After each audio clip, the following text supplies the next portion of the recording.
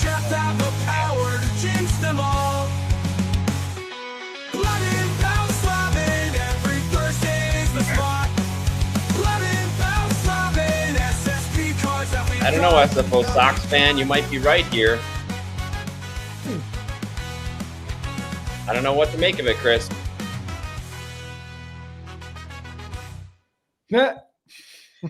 All right. Hello, everybody. Welcome to Blabbin' About Slabbin', live Thursday night. We have a lot to talk about tonight.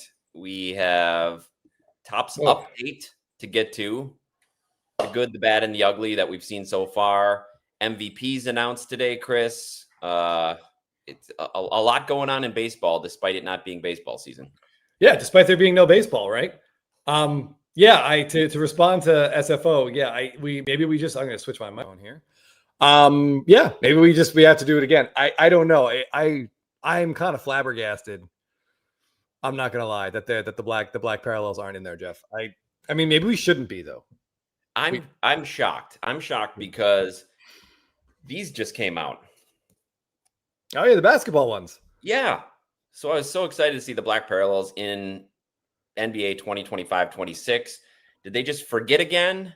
I believe the quote was they were going to be in there until the end of time. Until the end of time. Till the end of time, we were told. Yeah, I mean, sadly, Jeff, time continues. That time has continued on. All right, I don't believe it's the end of time now, but apparently I didn't even bother to look in the checklist when the checklist came out. No, I didn't either. I just assumed. Yeah, there's a difference between, Jeff, end of times and the end of time. Those are two different things. It was one letter, but there is a difference. By the way, Jeff, it looks like you have a bruise on your eye. Did your daughter drill you in the face with a ball again? Oh man. Well, I heard that to be on TV, you've got to have some eye makeup. And I went with the purple smoky eye, Chris. Okay. All right. Yeah. Sure. Actually, I got drilled. I got drilled with a ball in the face, playing pickleball, and got a nice bruise out of it. And needless to say, the makeup people, when I arrived this morning on the Paramount lot, were not very happy with me, but they were able to cover it up for the scene I shot today. I got to work with the real star of the show, Gary Callahan. Chris, you'll be happy. Nice. I've been waiting for your first scene with the dog. And based on the fact that the writer of the show, Jeff, was thrilled to have you called a prick hole on national TV, I'm sure they would also love to have you get punched in the face. Yeah, I do want to say I got quite a few screenshots from NCIS Origins where Dalton Basement, the character I play, was called a prick hole, and they had it in the closed captioning. So I appreciated that. Yes, that was fun time. Yeah, we're gonna have to frame that up and maybe have you sign it. We'll give that away as a not a first place trivia prize, Jeff, but maybe like a third place finish. Yeah, maybe last place. The person who finishes last gets a. I said rough night last night, Agent Dalton. I said yeah, indeed. We got a lot to get to. We got to talk about Topps update. I have two cards that came in, and I will call these. I haven't opened them yet, but these are definitely dumb purchases that excellent. I think those will be entertaining for all you guys. But I think we got to talk about. Should we talk about the MVPs? First and foremost, I wasn't surprised. What do you think? Yeah, it wasn't surprising. It was really close, though. Caitness, I tried. I came up with a few that sounded better, but I just couldn't lie. I just couldn't lie to you guys. That's it. AL MVP 17-13 was pretty darn close, Chris. Two voters. If two voters switch their votes, we got a tie right there. We got a tie. Which I'll be honest. In the last week, having watched a lot of MLB Network and hearing them talk about it, and just thinking about it more, in my mind, this is what I'll tell you exactly why Judge won. In my mind, I had decided that I thought Cal Raleigh should be the MVP. I just don't think WAR does enough to show how important the catching position was. But Judge won. He's got two adorable dogs. Very questionable wardrobe choice to receive that award. To me, Jeff, he looked like that photo of The Rock. I couldn't see if he had a fanny pack on, but he had the turtleneck, the necklace. Like the young Rock. Yeah, like the young Rock. Like that old picture that went around the internet. That was a little bit weird. His dogs are adorable, though. That turned my wife's opinion of him around almost 100, a full 180. But yeah, otherwise, the only surprise to me was that Otani was unanimous. I thought someone would give Schwarber a first place vote. You thought so, huh? Yeah. Yeah, it was interesting looking down the ballot. Juan Soto finishing third, which was another great finish for him. His fourth Oh, yeah. top 5 finish by age 26, which is pretty impressive. Sixth top 10 finish. Yeah, some interesting votes all the way down. Yeah, Canes Lance. I was trying to just pack in the judge over the last two. That sounds bad. Over the past 2 weeks, just to try to handicap him a little bit more. But the guy's a monster, and it was a well earned, well deserved. Well deserved. John Maybe, great question. I'd like to see Prickhole enter the lexicon. Who is the Prickhole who didn't put the black parallel as an update? We got to get to the bottom of it. I don't know if we will. Hopefully. It's been an interesting 2 weeks for the lexicon, Jeff, because we've Prickhole has entered the conversation, and defensive shill bidding. Defensive shill bidding. Yeah. But I feel like honestly, there's some intertwining. I think those two are probably connected. Yeah, there's some overlap there. A little Venn diagram of Prickholes and defensive shill bidders. I think that just might be one circle, Jeff. Yeah, I it don't just know might if be a there's single any. circle. Yeah, destined for cadence. Yeah, a lot of people were shitting on Juan Soto and didn't think he was worth the money. I mean, he had a pretty fantastic year. It's not his fault that his entire pitching staff was gone by September, or even early. Excuse me, even earlier. Yeah. Yes. That's what I mean, if I just Google this, the Rock image, it's got to throw a fanny pack in there. Yeah. Creator, this thought did cross my mind as well, that they'll only be in series 2. Like they'll just put all whatever 800 cards, 900 cards, all the black parallels in series 2. So people will buy that. But they don't get to make these up. Like they could do it for season 1. I know he's mostly kidding. They could do it for series 1, but they can't do it for update. They'd have to Like, change. I just don't know. The You have previous to year's assume. design in there. Streaky autos. Yes, we've got to talk about some of these autos and where you can't see. There it is. Now I really want to see what he was wearing tonight. Yeah, if our graphics design worker, wink wink, is watching, if they could create a side by side for me of this and Judge when he found out he won, I would love to throw that up there. Yeah, royally cheesed. Our friend Teapot caught some strays, some pretty aggressive strays, pretty direct hits, in fact, in that discussion. But if any of you got to see his appearance on Sports Card Radio with the guys, he went on and explained his side of the whole story. Seemed very rational and level-headed, so as he always is. Yeah, he did a really great job, because after like the 5th or 6th time that one idiot kept asking him about his group chat for the Pistons, I probably would have snapped, but somehow, yeah, Ty was pretty even keeled about it. So good for him. Good for him. Yeah, Raptor back in business. Hopefully he joins us tonight. Yeah, he does not deserve any strays from anyone. All right. So I say, Jeff, we should talk about update, because I think that's the most interesting thing. Yeah, we should. We should definitely talk about update. On the good side is this image and this idea of golden mirror autos. It's made for an image like this. I thought this was really well executed. I'm just going to throw this up here. Yeah. Emophobic. Yeah, that's funny. Yes, M. Newbert, I think this is a pretty hobby-wide feeling. He's not the only one, Chris. Dr. James Beckett, who had him on the podcast, who's kind of a Mount Rushmore guy in the hobby, did not come off great in those podcasts. And then I would listen to another follow-up today, and he doesn't come off great in that either. So I don't know. Yeah, it's just dumb. Just people being dumb and then panicking. And when like you screw up and your reputation starts to take a hit, there's a lot of different things you can do. But the people that choose to try and pull others down, instead of trying to fix their own mistakes, it's not a good look. It's a bad choice, and it just makes you look worse. And Blake, this might be true too. Shill bidding scandal was a false flag operation by Topps to distract from the lack of black parallels. Nobody even noticed until today. That's right. Where are they? They're playing 4D chess, Jeff. The rest of us, we're just out here trying to. They are. Graphic designer M. Parsons said somebody already did the judge side by side. She texted it to you. All right, hold on. And Joey, thanks for watching. Yes, Chris, NCS Origins had a series high. Oh yeah. I mean, he had to have done it on purpose, right? That cannot be an accident. I refuse to believe that's an accident, Jeff. I mean, he's just missing the turtleneck portion of the shirt. We'll check with Short Print a day if he had a fanny pack on, because I imagine Jake was looking in that general area. Yeah. Pretty, did he have jeans on? I don't know. I was looking at the dogs. Yeah, that's a great call. Even the haircut's similar. But yeah, put them both on there. Maybe this would be a great duel. That would be an incredible dual auto, like in Tribute or Diamond Icons or something. That would be fantastic. Yeah. Okay, let me get back to the. So thanks to finish that thought. Thanks to those of you who watched NCIS Origins. It was a series high for viewers tuning in, and it was fun to be a little bit part of that one. So thank you. Yeah, I'm just going to pull up a couple other of these autos. Because this to me, this was the most exciting thing in Topps Update.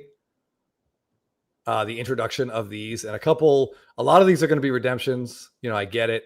Yeah, Chris, did you see someone in the chat said an Otani came up? Oh, I have not seen that. I will definitely look for it. And it appears to be a redemption. Okay. All right. Here's the Drake Baldwin. Kind of a weird SSP image. He's sort of smirking at the camera. Yeah. Okay, I'm torn on it, to be honest. This is starting to put a spotlight, if you will, on some of the issues people have had with these Golden Mirror SSPs. It's a little hard to see the autos. Maybe it's the color of the auto box, the shading of the auto box, the choice of pens. Yeah, I'm kind of going back and forth on it, Jeff. I think a lot of it, some of the issues we're seeing is definitely the photography of the eBay sellers. True. Like this one, you can see pretty well. I don't know who this person is, the seller or the player. But you can definitely there's definitely discrepancy in how solid the pens are how thick the pens are that they use. Absolutely. Matt Shaw's, this is one of the better looking ones, I have to say. That looks pretty good. Yep. Nice low angle batting cage. He's got that weird stance too. We haven't talked about this yet, Robert. I'm sure Chris has it queued up. It's a beautiful shot. Which one? The Pete Alonso. Oh yeah, the first one sold last night. I'm not surprised. We saw it come up, and I said, if I was an Alonso collector, I would absolutely be all over that. Even as not an Alonso collector, I was very interested. I was tempted to just hit it because I think the bin was like $3.99. Yeah, I know. It was tempting. Really cool with those lights out. Canes Lands didn't even realize that was an auto. Yeah, a couple of them have. Yeah, they're kind of dark. Looks like they don't have an auto on there. Yeah, and whoever said it, Jeff, if it was you or if it's someone in the comments, there definitely is an inconsistency in the pen being used for sure. Here's another one. This is Rhett Lauder. Now, see, that looks pretty nice. Some people were complaining about how big the box was on the horizontal shots, Chris. That might need some design. Yeah, I mean, I'm sure this idea give a big spot for them to auto too, so I get it. Yes, for sure, Jeff. This whole idea is going to need some tweaking, but the idea itself is fantastic, especially if the image is good. Here, I can't flip it around, but here's another Pete Alonso with that blackout, taking the pitcher out of the game. I mean, that is awesome. I mean, for Pete Alonso, Jeff, who isn't, he puts up good numbers. He's a fan favorite, not really a perennial MVP candidate, but Topps has given him at least 2 phenomenal baseball cards. Yes. Yeah. Destined for Caitness, Chris, I have to read this to you. I heard Topps got the idea of Golden Mirror autos once they saw a custom in-person auto of the 2023 Paul Blackburn that belongs in the Louvre. So you might have been inspiring. Oh, man. In the Louvre is a little strong, but I like where your head's at. And it would definitely be my favorite exhibit there if they put it there. I'm just waiting for the pop to go up. So here's another one. And this is definitely a different marker, right? Yes, that's really thick. Magic marker. M. Newbert, gradient is not gradual enough. You can get away with a harsher auto border with the white, not so much with the black.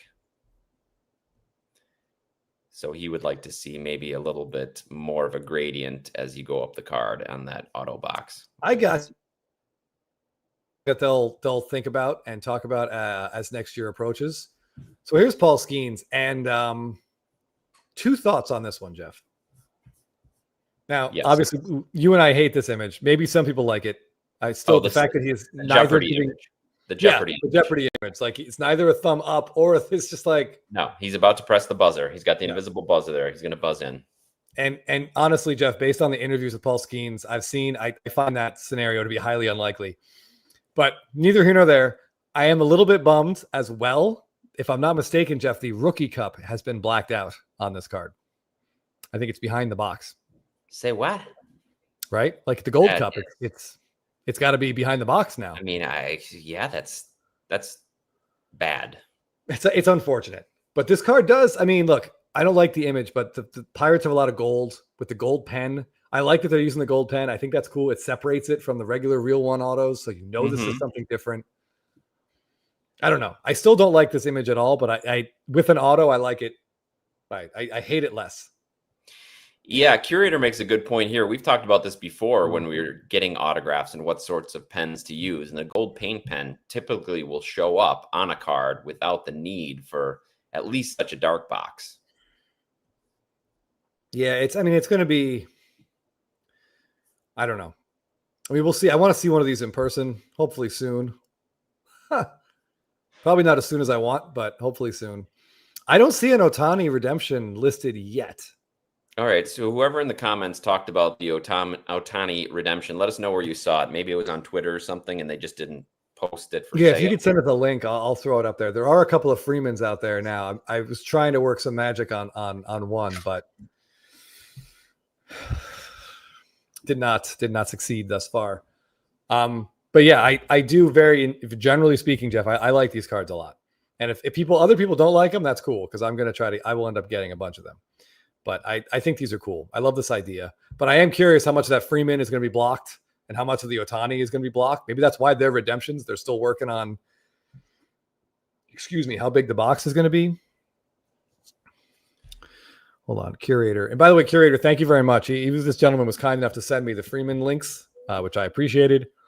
Yeah, buddy, 100%. If this was him throwing a pitch or even in uniform, as long as he's not looking at his cell phone, this card would be awesome. Yeah. Oh, up this morning. Robert Langdon. I hope that's your real name. That's fantastic. That's great. Yes. That would be nice. Chris has sent him some ideas. Yeah, I mean, at Canes Lance, they have a lot of people working over there now. I think the last thing they want is more input from YouTube jockeys, so to speak. They're probably sick and tired of me tagging them and stuff on Instagram as it is, Jeff. Well, make sure you tag him in the Judge Rock SSP suggestion. Oh, absolutely. Yeah. One thing I have not seen surface is the Nick Kurtz SSP. I don't know if anyone has seen one of those. The gold mirror. If you can send us a link. Yeah, his gold mirror. I have not seen the auto or the non-auto. So I don't know what that looks like. But yeah, I was searching for Nick Kurtz cards, Jeff, and I was like, oh, for our thumbnail, let's put up the black parallel because with that Oakland A's, with all that green and yellow, it's going to look good. And that's when I began to realize that those cards might not be in the product. Yeah. So I just I don't know. It's disheartening when we get to this point and this continues to happen, right? Right. And I just think as they take on more stuff, the NFL and NBA licenses, baseball's going to get even further in the backseat, which is unfortunate. I mean, oh my goodness. Hold on. I got to find this. Where did it go? Nope. I hope that's not true, Jeff. I sincerely hope that is not true. But I don't know enough to say that it definitely isn't. I'm just going to say that it's probably not. Let's go with that. It's not. I have a hard time sleeping if that is the case, because like you said, we know that the black parallels were in the NBA released, right? The release. So it just doesn't make any sense. Yes. I just got this 2 weeks ago. So why would they put it in their new products, in the NBA products, and not continue to put it in baseball? Yeah, I mean, it's crazy to think that something like this could just honestly just be skipped or forgotten. You hate to think that, but that seems pretty likely. A question from Zeke's Cards here, and I would like to know, Scotty seems to be an expert. Our friend Scotty from Spitballing Cards is an expert on fading autos and what sorts of pens fade most. I don't know if the golding autos fade faster than black, blue, or red autos. It is more I of don't a know paint either. pen than a marker, I believe. So I don't know if that would fade. Definitely would fade if you left it in the light. So probably can't leave any of them in the light, but I'm not sure just how fast it would fade. We're going to find out over a few years. Yeah, I don't know. I have no reason to think yes or no on these. I think it's the same. I'm pretty sure it's the same pen, just a different color. But I guess this is a great example. We'll check back in 5 years and see how these look. Yeah. I assume it's all the number one. It's always going to be up to the holder of the card. Like treat these things with respect. There is no Topps Black. Blake says, I can't believe they can't manage 47 different parallels. I can believe that, but I can't believe they can't manage the 5 most important ones for their products. Yeah, but and we've seen the Kurtz Golden Mirror, just not the auto, right, Chris? No, I haven't seen the gold mirror. So if someone else has, Destin for Caton has said that was the one in the Topps post when they had the mock-ups like 6 weeks ago, and they had. So I don't know if they had real autos on there or just mock-up autos, but it was on there. Okay. All right. I'll track that down. I just wanted to give everyone a sigh of relief. Yeah, Adaldo, I'm right there with you, buddy. They may not have gotten black parallels in here, Jeff, but Braves fans and baseball fans in general, do not worry. We did get our second Alex Verdugo Golden Mirror SSP of 2025. So everyone breathe a sigh of relief. Arguably the worst regular in Major League Baseball is featured in 2 different Topps flagship sets. So good for us.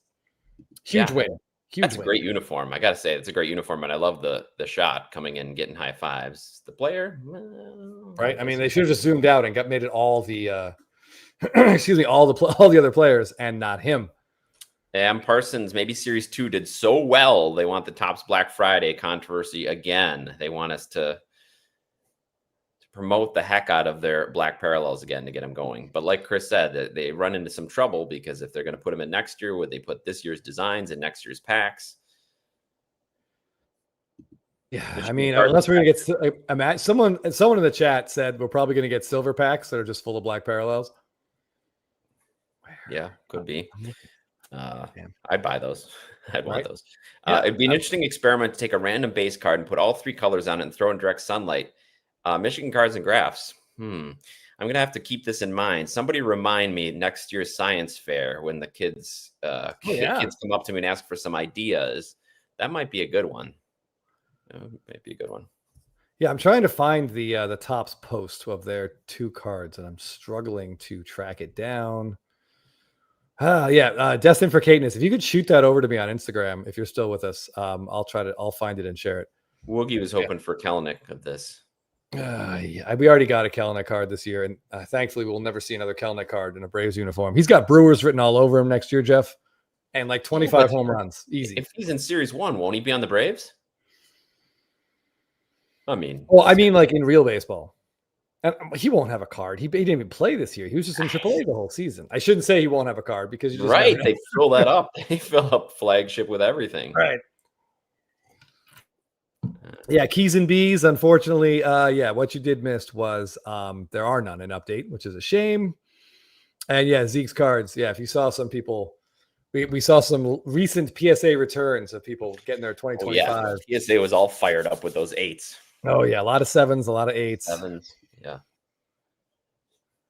Oh yeah, these the black hollow foils. Of course, not going to forget those. Doing his. Luis Martinez. I'm still working on some Jim Beam over here. Yeah, Canes Lance, Joey Votto did not play a game in the majors, but got a Blue Jays card. That's correct. In Chrome as well. And he never played a game. Yeah. At least he's a good player. Yes, that's an excellent point. There's no reason to hustle another what am I trying to say? Another Verdugo card. Oh, here we go. Oh yeah. This is crazy. The Tigers have not one but 2 rookie cards in update for players who have yet to play a single Major League Baseball game for the Tigers. They played for other teams. So Verdugo, that's crazy. I've seen some cards show up. There was a Brewer Golden Mirror auto of a Brewer I had never heard of. I can't even remember his name.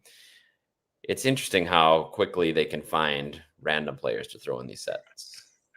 Yeah, I mean, they've got to come up with what 330, 350 names, and still we have to wait for Roman Anthony and a couple other guys for next year. And your Mizorowski, McLean, Austin that's a lot of fun. Ketchum is in the set as a Mariner, played 4 games for the Marlins in 2024. No Major League Baseball games in 2025. They're just throwing everything at the wall here. It's so weird. Like, why not just produce fewer cards? Why not make the set 300 instead of 350? Like, it's just such a weird. It's so weird, Jeff. Yeah. Well, because then they'd have to print even more product, I guess. Teeler, yeah, it looks to me like they're gold paint as well. I just don't know it well enough. And by the way, kudos to Nick Kurtz. And while you look at that auto, and if you're like me, you think that says Max Muncy, it does say Nick Kurtz. He's going with a very cursive Z on the end. But that's a really nice looking auto. I'm hoping that's his real auto and not just one that Top sort of pretended that's the to make. mock-up, right? We're going to Probably see a mock-up. Yeah, I was going to say that's like the anti-Jackson Merrill. But thank you, Destin for Cadeness. Thank you for sending this. I appreciate it. I'm going to run Chasing Majors, welcome. We've been talking about the lack of Topps update black parallels. If you know anything further about this, please inform us. We didn't even think to look at the checklist. We just assumed they'd be on there. Yeah, we just assumed they would be in there. I never looked at the odd sheet or the sell sheet, whatever you want to call it. I mean, the odds of them just being in the second wave of cases that get shipped out are slim to none, Jeff. That seems unlikely. I don't hate this Nick Kurtz card. I got to be honest. I kind of like it. I liked it that you can see the A's logo kind of bold on the chest. It'd be funnier if it said Oakland, but Yeah. We'll talk about it, Lucky Peter. But my guess would be he's not taking my calls anymore. Yeah, promises were made. Sadly, they appear not to have been kept. Yeah. On a positive note, I do want to just take a second, Jeff, and I think we may have done this a couple months ago, but when this post came out, but this Bobby Witt card, the black box there works pretty well. Yeah, I like how it doesn't take up the entire card. So it's kind of a gradient left to right. So you can still see the background. You still see the glove. Yeah. So what I'm hoping for Freeman's, Jeff, I'm hoping we can still see Otani behind him. And for Otani's, I'm hoping we can still see Yamamoto back there. Yeah, that would be a shame if we miss Yamamoto. Wyatt Langford looks great. Obviously, that's the Cal Raleigh. He does. I mean, yeah, these. Ugh. The Ben Rice. This is a perfect example here. Ben Rice and Jason Dominguez appear to have signed with very different pens, right? Yes, absolutely.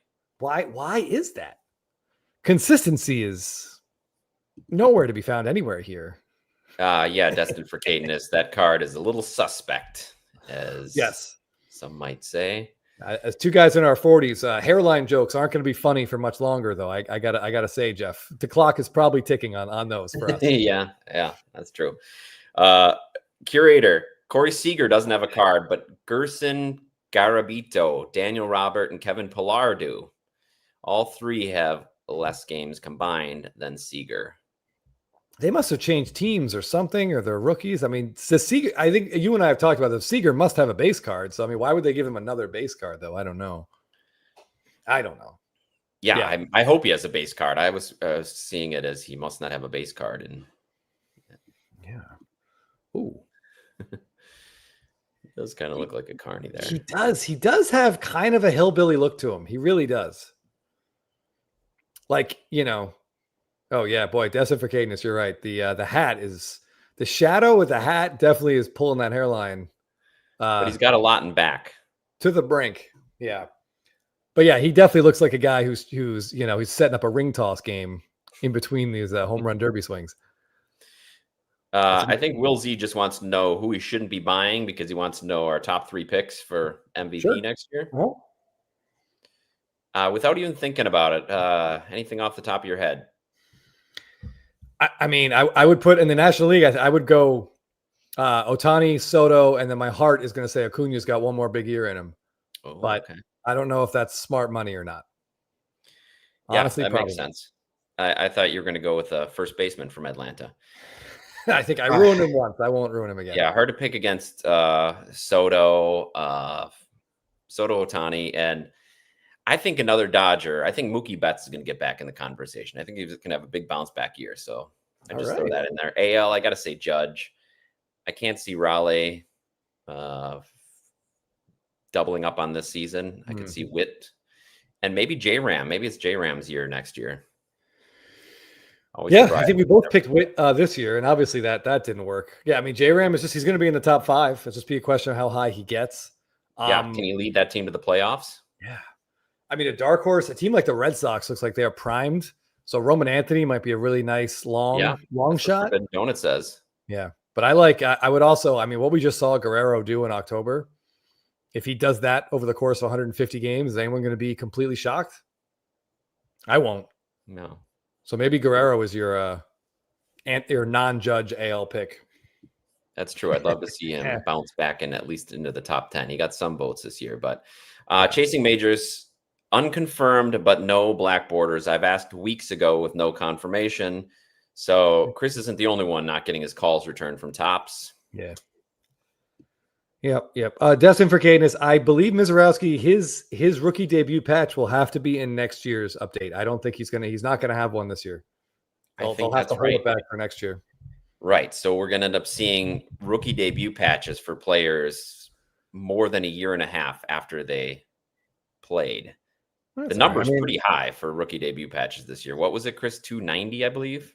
290 or 270, somewhere in the very high 200s. Yeah. So the positive is you've got a slightly better chance to pull one than last year, maybe. But the negative is if you do pull one, you are not going to know anything about that player. This is great. So Destin for Caitness says he was listed. So if he's listed, that would be interesting because they have a policy of only having rookie cards in 1 year. So if they throw Miz in there, they would either have to break that policy and have his other rookie cards next year, or he's just not going to get any rookie cards. There's almost no way he could be in there. It would go against Miz is not in it. Yeah. There's just no way. It would make sense, but there's no way. They would ruin he'd have one rookie card. And obviously that card Chasing majors, this is what I was talking about because I picked up this Giannis, my first basketball purchase in years. I picked up the black parallel. I don't know. I didn't even think it was a possibility that they would not be an update. No. Yeah, What about J-Rod? Maybe J-Rod puts a full season together next year, Chris. He got another, I think he finished 6th this year, maybe. So another top 6 MVP finish. If he puts a full year together, he could do it. Yeah, I would not be shocked at all. Yeah. No, not at all. The American League West is maybe Seager has his magic season where he can play 145 games. But I don't know. Yeah, Adolphus, he definitely, Miz had a call-up card. So did Roman Anthony. Yordan Alvarez could play 150 games, maybe. Come on now, let's be realistic. I've given up on that one. Yeah. So next year, Series 1, we should be getting Miz, Caglione, Anthony. Yep. Crazy Cryptids, I appreciate the Simpsons reference. I missed it initially, but yeah, fantastic. Luis Martinez. That's a heavy. Sorry, Jeff, you were hitting the same one. That's a heavy dark horse. I love that. I love it. Followed by a Yelich. Can you imagine if Trout and Yelich are your 2026 MVPs? That would be a lot of fun for us old card collectors. It would be great. I have a hard time, honestly, but it's not impossible. Definitely not impossible. Likely 7 misfortunes. Well, there's an outside chance. No, I don't know. It'd be great. It'd be great for you as a Brewers fan. I hope he does. It's probably, Jeff, no more or less likely than Acuna. Yeah. For various reasons. Right. Ooh, okay. A couple of these other ones just list. I've never heard of this person. Oh, and it's already gone. Calf implants for Yordan. I think that would help. I'm a full investor if that's true. Nice. Yeah, I don't know who his cards. All right, Chris, what do you got? I don't know who Thomas Harrington is, but here's another Golden Mirror auto that just popped up. This one, I believe, was listed at $99 and already gone. So maybe these are going to be my biggest question going into this product, Jeff, because again, we assumed the blacks would be there, was how many of these Golden Mirror autos were there? They're not numbered. But with Chasing Majors, if you're here, let us know what you think on that print run for these. The volume of cases that must have been ripped in the llast 48 hours, Jeff, I would have thought we'd see more. I was thinking maybe 25, 50 at most, but it might be lower. I don't know. Maybe the people just aren't selling them. Maybe they're all redeeming them. I honestly don't know. But I do like that eBay has not been flooded with these guys. Not flooded at all, which, yeah, makes you think it's got to be really low. And then it goes back to the question we've wondered about really rare cards. Is the time to buy right away? Or are you better to be the first buyer? We saw with Otani's SSP from Series 2, the first buyers really got rewarded because the prices went way up. With his Series 1, the prices went way down. Yes. Zebby. Okay. It's kind of hard to see Zebby's auto on this. Yeah, that's a very skinny pen with not a lot of ink in it. Oh. All right. Corey Merriman here says the print run's 25. They're not numbered. Same with, so are we saying the pack odds are the same with those in the heavy lumbers with the checklist and everything? I'm not the math person. And SoCal Rage, you should not be surprised. Springer had a really, really good year. He was the best player during the regular season. His OPS, he had their highest OPS plus. Yeah, he had a really, really good year. And I don't know how the hell he was still on the field in Game 7, Jeff. I mean, between his knee and his oblique, and every swing he took was painful. It was painful if he made contact. It was painful if he missed. Luis Martinez says if this, sorry, Jeff, if this sold, that it was probably his mom who bought it. I mean, that's a pretty cool card. Like if Skeens looked like that. Yeah, you got the Target logo on the back. Man, that's a real shitty pen though, Jeff. Really shitty. I was trying to find that Brewers player, Chris. Do you remember his name? Wasn't it Aaron something? I should look in the group text because I sent it to you guys. I'm like, who is this guy? Oh yeah, see if you go back and get that name because also the image was terrible. Yeah. Okay, so Curator says 67 of the update golden mirrors, and the odds are about half as good for the auto. So, okay, so he's saying only 67. That's half of Series 1. Yeah, for the golden mirrors. Which that's reminds substantially, me, yeah, that is a substantial. Now then again, the checklist is not as good. I mean, Kurtz is going to be popular. Let me see if I can pull this one up. I did see this one, and I kind of liked it. It's about the best we can hope for. Where is it? 0. Come on now. Golden mirror. Is it Christian?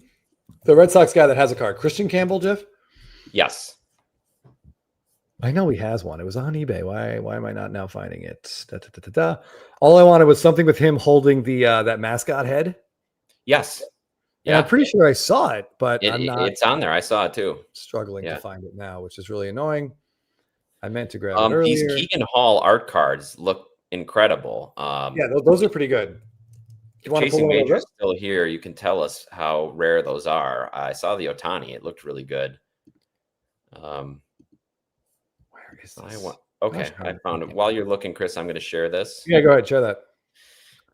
So, Brewer fans, this is not an auto, but it is the golden mirror of Drew Avens. Drew Avens, Brewers legend. It's a rookie. I don't even know who he is. I did see the Durbin Gatorade bath, which looks awesome. But if any Brewer fans out there know who Drew Avens is, let me know. It's just funny because Jeff, I mean, Curator says you saw it in the Discord. Yeah. Which is another chance to plug our Spitball in Discord, which is a great way to see cards that people have picked up, or there's a lot of card talk about cards that just came out. So if you're interested in more card stuff, find our Spitball and Patreon, which the Discord is a part of. Yeah, I'm trying to see. Can you? I found the Christian. The Christian Campbell. Can you? I'm going to share that card instead. Can you pull up the Caleb Durbin? Yeah. By the way, if you're selling cards on eBay, I can't stress enough how important it is to turn the lights on in your house before you take photos. Like, this is infuriating. It's the only shot of it I can find so far, but at least we got, he is holding the Wally the Green Monster head. And there is something pretty funny, Jeff, about, it's like he's holding the severed head of some monster who's smiling and like happy. It is. It's like he's slain the dragon. but the dragon's like, didn't want to be alive. Either way, I like that card. I think he's on the Golden Mirror auto checklist as well. But I mean, that's just not It's a great representation of your card if you're trying to make a sale. Yeah, the Keegan Hall J-Rod card. Okay, here's the Durbin. Let me see if I can get a better shot of that. Oh, yeah, it's a nice little Gatorade bath right there. Yeah, and I love it. He's got the Brew Crew jerseys on, which are my favorite. Yep. The City Connect ones. Golden Mirror and Heavy Lumber Autos have a PR of 25, confirmed by Chasing Majors. Thank you. All right. I'm going to put the trivia link in the chat again. If you guys didn't see it, a quick reminder what we're playing for. We have your pick of the 2019 SP PSA 10s here. I think we gave away the Derek Jeter last week to Jeremy, and I think we have about 13 more to go. So I'll go through the checklist after what we have left after we play, and whoever wins has your pick. And you got a runner-up, a nice little consolation prize, Chipper Jones SP. Yep. Throwing right towards you. Looks like that's got to be at Wrigley. Nice. Guessing from the back. But yeah, I was kind of excited to see how much Topps Update was getting ripped. A lot of people talking about it, not just like in our Discord, but I mean, blowout. People were talking about a lot of orders. Obviously, it sold out on Topps.com, but I was excited to see a lot of these cards, Jeff. And Canadians of the Hobby sent you one you might want to look at, a Denzel Clark. Okay. I got to be honest, I am not familiar with that name. BFG still riding high from third place finish last week. Best finish in my trivia career. I got to say, there's some excellent trivia questions tonight. Chris let me take it.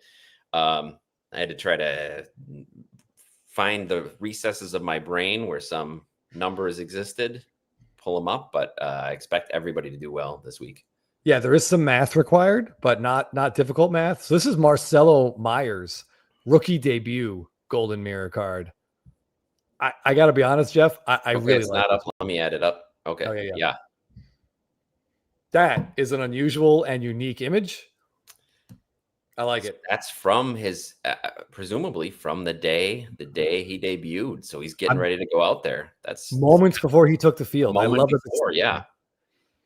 Yeah. And it looks like this is their Boston Strong uniform variation. Yeah, and I like the back of jersey. Plus, you get text. You see the front. Yeah, I give him points for creative photography there. That's great. Oh, Denzel Clark was the over-the-wall catch guy. Oh, that's right.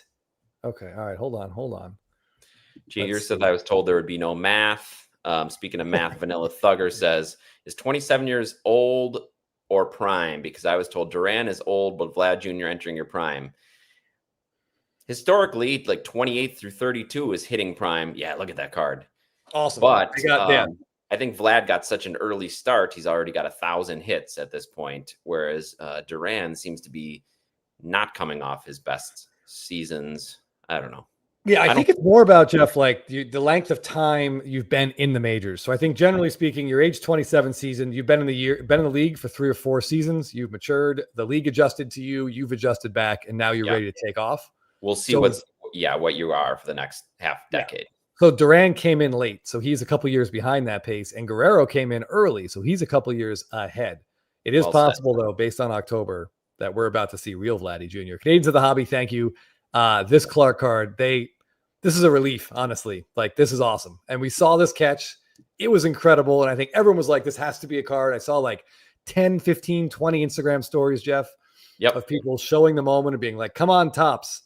And they actually, they got this one. And I got to say, it's perfect for one of these autos, right, Jeff? Yeah, that would be perfect for the auto. You're not missing much. Yeah. There. This is a good point. Vlad is durable. He's out on the field. He seems to be getting healthier. He's getting in shape. He looks pretty spry over there at first. Made some nice defensive plays in the postseason. I think the most frequent text I got all of October was a random Filmington text, which felt like it came in every night where he's like, boy, Vlad looks really fit. Vlad's looking trim. Vlad looks good. Yep. I'm like, all right, take it easy. We're going to find out Phil made several purchases of Vlad cards. Yeah, we won't know. Yeah, we won't know until well down the road. But yes, I think you're right. I wonder, is that okay? So if that is Marcelo Meyer's rookie debut SSP, Historically, Zeke, we don't see Gold Glove winners getting a bump in their card values. I mean, less so than just about any other major award. It's nice, and it's nice to add to the resume, especially if you're a superstar, to add it on. Guy like Tatis or something with the platinum glove, but historically, it doesn't move the needle. no, not really. It just gives people something to argue about once the season's over. Honestly, that's probably its most prominent feature. My Crazy goodness. Cryptid says Denzel's legs are the hand of a clock. It's That's funny. 117. Man, he's got high. Yeah, he got so high. All right, I'm going to throw. So we are at about 10-7. I'm going to throw the chat. Whoops, that's not right. The trivia thing in here again. I want to pull up some of those art cards, Jeff. Yeah. While you're pulling them up, Destined for Caitness, I think you're probably right about this. Quote from Filmington: last month, I bought a stupidly cheap Vladdy first Bowman gold auto off some losers in a consignment. Well, his first rookie auto anyway. And yeah, buying our cards. Yeah.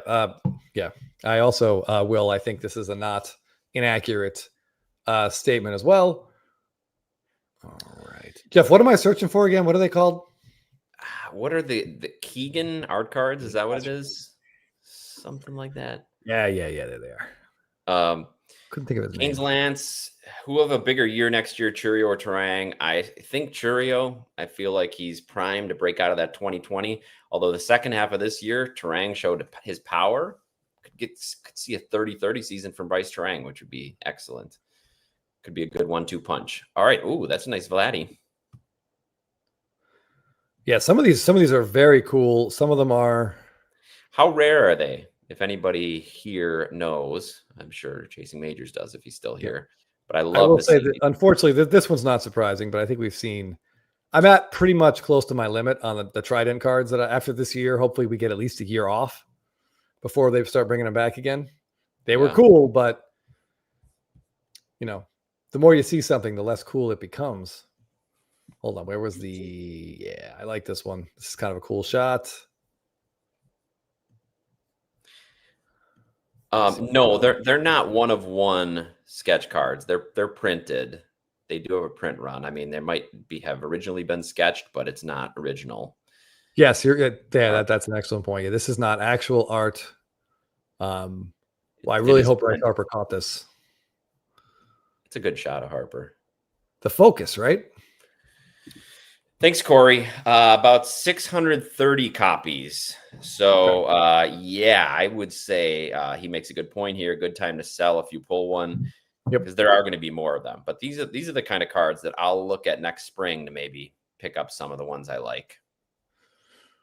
Yeah, some of these do look good. I assume this ball was hit a long way. Oh, this one's actually pretty cool.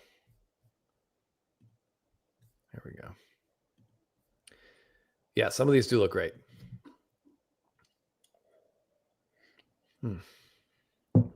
630 for crazy amounts up. Yeah, yes, agreed. Ooh, Vladdy looks good in hand. Yeah, I like the silencer thing. We can have a long conversation, Jeff. As we get closer to Series 1 being released, what postseason Vladdy image do we most want to see on a card? Like the slide home, the grand slam off some of big playoff moments that we hope to see on cards. Yeah. One of those has to be like a very cool SSP, but again, probably get the All-Star Gala card. Curator makes a good point. These would look nice with a nice gold auto on, no box. Just put a gold auto. Even a nice bold blue. I think these would look really good. Doc says, I think they do make one of one art originals with the player and artist auto. That would be sweet. That would be awesome. That would be absolutely fantastic. Yeah, JB cards. I know it was a rough way for Terang to go out. Tough at bat, though. The pitch right in on him. He was going to be swinging at the next one. A lot of pressure there. They wouldn't have got to where they were without Terang's second half. So hard to blame him for that. He'll be back. I mean, it's one at bat in a big spot. It's hard to put too much of a spotlight on it. He was one of the 4 or 5 guys that Blake Trinan retired over the course of the entire postseason. One good game he had. Yeah, or one good at bat maybe. But yeah, that was unfortunate. Stonefield doing a little flexing here on Blabbin Live. All this Vladdy talk made me pull out the auto superfractor I have of him. Very nice. If you send that to me on Instagram, send me a picture of it. I'll post it up. I would love to put see it right that. up. Then we can all take a look and admire your auto superfractor. Oh, Timmy Two Hobbies. Yeah, this would be cool. That Topps chose that really weird SSP for Will Smith last year. That's basically Walker Buehler celebrating. So we'll see. Maybe they would do something like that. Like Will Smith stretched out with his toe on the plate. That'd be a very cool card for next year for Dodger fans. Yeah, specifically. Yeah. They are sketch cards, but not exactly. Rhymes with roof. They're not. Calling them sketch cards implies that they're one-of-one cards. They're original artwork that are then printed on cards, and it sounds like a print run of about 630. So not sketch cards.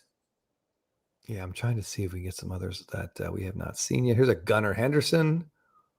Talk about players that have really good baseball players, Jeff, that are basically forgotten right now. He's another guy who we could see top 5 MVP next year if he stays healthy. All right, I don't want to criticize, but the ball here is not well drawn. I kind of draw a ball like that. Yeah, that's not great. Maybe I think that the artist would have been better just to forget the ball was there. Yeah, just leave the ball off. Now, to be fair, that's a better ball than I could draw, but still not great. Okay, I was looking for. I knew Aaron Judge had to have a card. This one looks. I gotta say, this one looks awesome.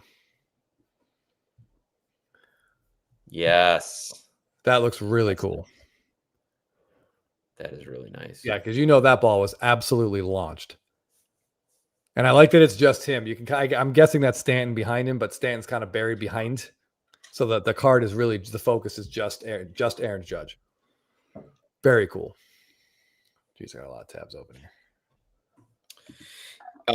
Yeah. Will Gunnar did have an off year, but his stuff didn't go down that much. I'm wondering if there'll be a buying opportunity in December-ish.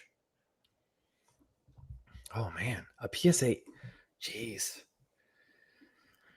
That's just so much money for a Gunnar Henderson card. I've watched a lot of like MLB Network in the last couple of weeks, Jeff, because usually that's just what MLB Network and NCIS Origins are really the two things that we watch in my house, and Rick and Morty. But I've seen people talk about the Orioles being a bounce back team for next year, and I'm sorry, Baltimore fans who might be with us. I don't see it. They're still like, what are they going to do for pitching? They're 5 players away from bouncing back, I think, in a pretty tough division. Yes. Yeah, where the Red Sox have already said that they're going to spend some serious money. Now they said that before and not done it, but we'll have to get Filmington on here to say if that, and maybe Jake might know too, if that's Stanton's backside, one backside there. It looks like it. Gotta be. And Captain Ron, Captain R, I'd love to see a golden mirror of Yamamoto with Otani chugging a beer in the background. Yes. It'd be great if they set something up like that. Those are the kind of ideas we need. Yes, that is a spectacular idea, because if you have one of those cards, Jeff, you need the other one. Yeah. You've got to complete that set. And then like maybe if they do 3-peat, then you've got Sasaki with his SSP and both guys in the background just heads back. Jeff, I don't think Chris stopped watching The Simpsons. He just didn't mention it on his list. Yeah, I mean, we don't watch the new ones. I did every October. We will go through all the Treehouse of Horrors. We rewatch those up until like season 11 or 12, and then I just can't anymore.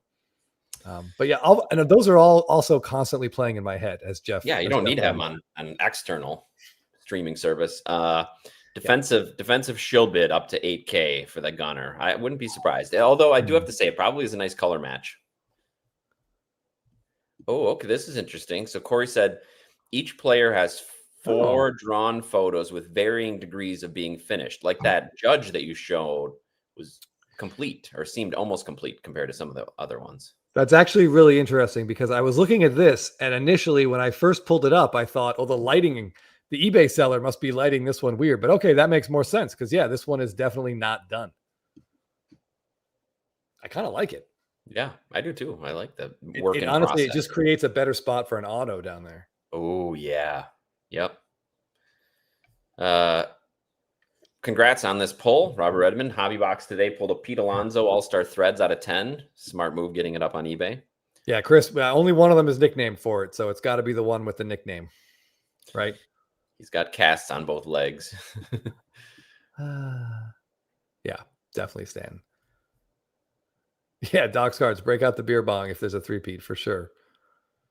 Yeah, they have to figure out a way to get this on a card. I don't know whose card. It's probably funnier if it's a Kike Hernandez card. It would be funnier, and he wouldn't mind it, but No, Pages, not it at probably all. might be his best card of all time. Yeah, So, yeah. If it's a Kike card and then they do autos and then like the black box just covers up Kike entirely and he signs, I think that would be a very fun card, but people would complain about it, but I think it'd be really fun.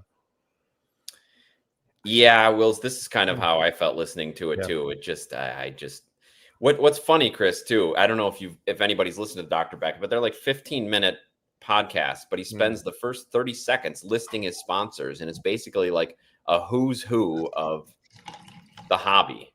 Burbank Cards, Topps, Panini, Fanatics. It's like he's got all these.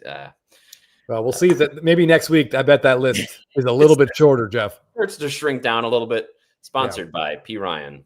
Yeah, I bet that list is going to look like it just got out of the water. Per Seinfeld.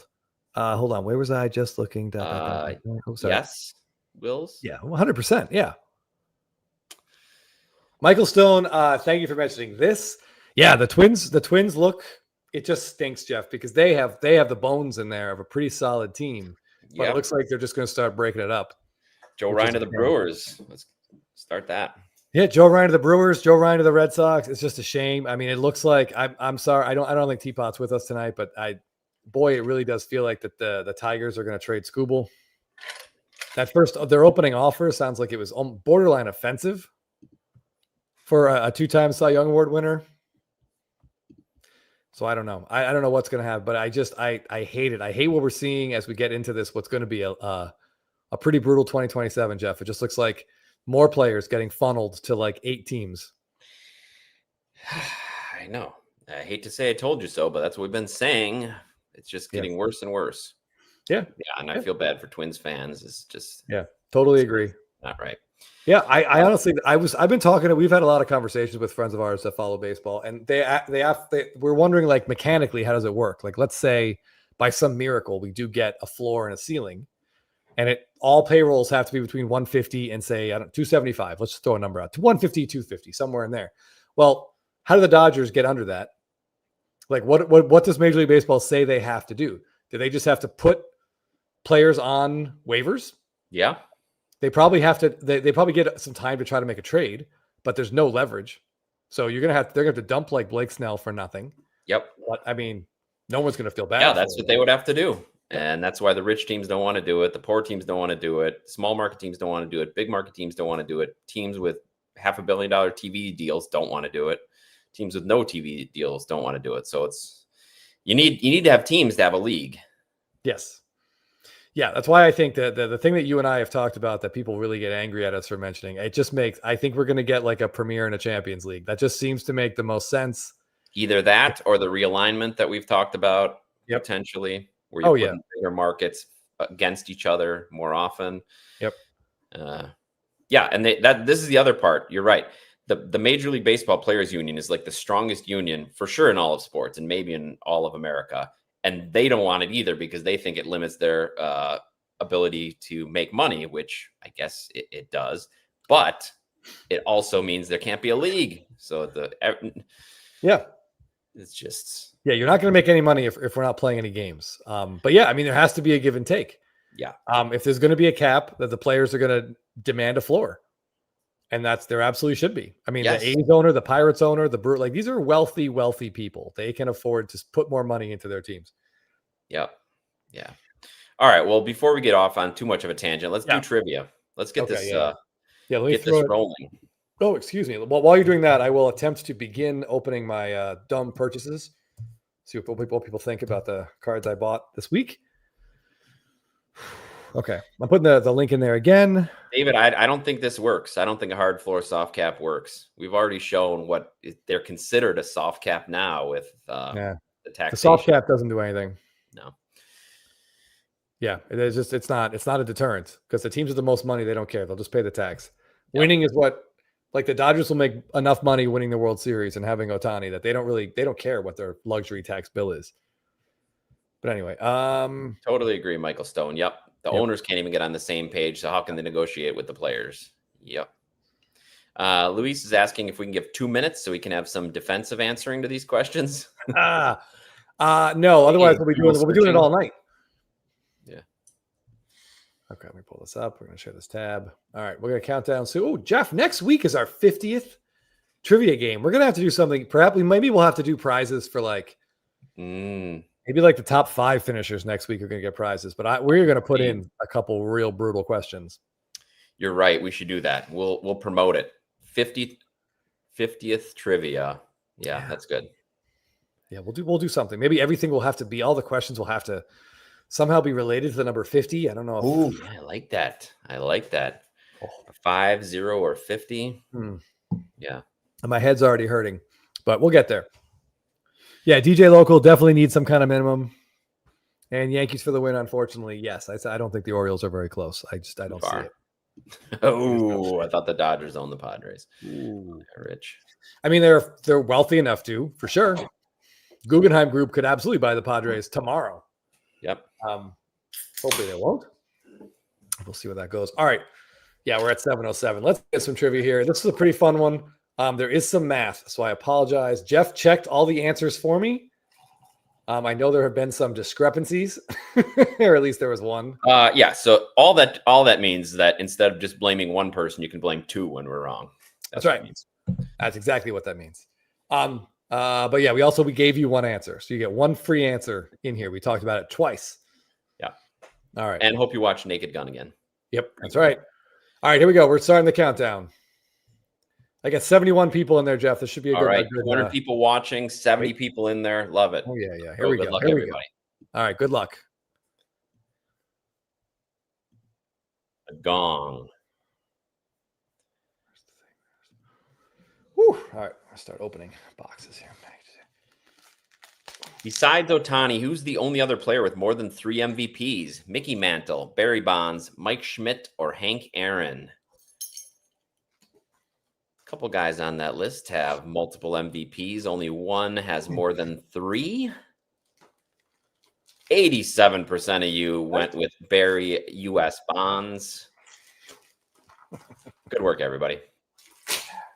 Crazy Cryptids, Joe F. and Michigan Guards. Well, there's a lot of 85. 6 people tied for first with 85 points before Otani, who was the last player to win regular season MVP and the World Series in the same year. Mookie Betts, Chris Bryant, Freddie Freeman, or Jose Altuve. This one took me a couple seconds to think through. I had to do a process of elimination. Ooh, look at that. Spread out, all in the 20s. Wow. That's a sign of a good question there. 28% of you got it correct. Mookie in 2018. Cutler's Cards takes over first with Jean Jacket Lover right behind. I had to look that one up, Jeff. I wasn't sure. Which of these teams has never had an MVP winner? Marlins, Rockies, Mets, Athletics. This one, this makes your head hurt when you think about it. It is. It is a head-hurting answer and really surprising. 47% of you went with the Rockies, which would make sense, but the Mets never had an MVP winner. Juan Soto finishing 3rd this year. We got some new names up top, Jeff. All right, I like it. Who is the only pitcher to ever win back-to-back MVP awards? Sandy Koufax, Hal Newhouser, Bob Gibson, or Roger Clemens? Mm-hmm. Yeah, this is a good one.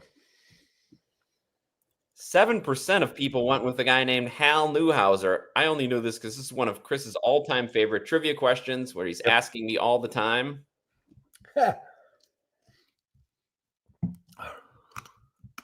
Who's the only player to win Rookie of the Year and Cy Young Awards in the same year? Fernando Valenzuela, Francisco Rodriguez, Dwight Gooden, or Steven Strasburg? This is a tough one. We talked about this a lot last year. Yeah. Oh, wow. It wasn't tough for them. 71% got it right. Fernando Mania. Good job. Wow, this Cutler's Cards moving onto the podium behind HI and Michigan Cards and Graphs. As of today, how many MVP awards are on this card? 4, 5, 6, or 7? 3 MVP players. How many awards? As of today. Okay, we got a wide variety of answers. 45% of you went with 7, and that's correct. Yep. That is correct. We've got a 3, 3, and 1. Michigan Cards and Graphs pulls ahead. HI and Jean Jacket Lover. How many MVP awards are on this card? 3, 4, 5, or 6? This was a tough one for me, Chris. I had to go back in my head. I ended up getting it, but I didn't score a lot of points on it. Yeah, hey, get it right. That's important. Yeah. Yep. 5, 3 for Pools, 2 for Couldn't Cabrera. remember if Miggy had more than 1, and then I remembered he did have 2. Michigan Cards and Graphs, Cutler's Cards, and Timmy Two Hobbies. How many MVP awards are on this card as of today? 4, 5, 6, or 7? What was the green parallel for this one, Jeff? Because we're getting close to holiday season here. A little Christmas feel to I like it. that green. The green and red, very Christmassy. We've got a guess of 5 from 58% of the people. Correct. Michigan Cards and Graphs, Cutler's Cards, DOC, Clean Cards, Jeremy, D123. What 2025 rookie standout is not in Topps update?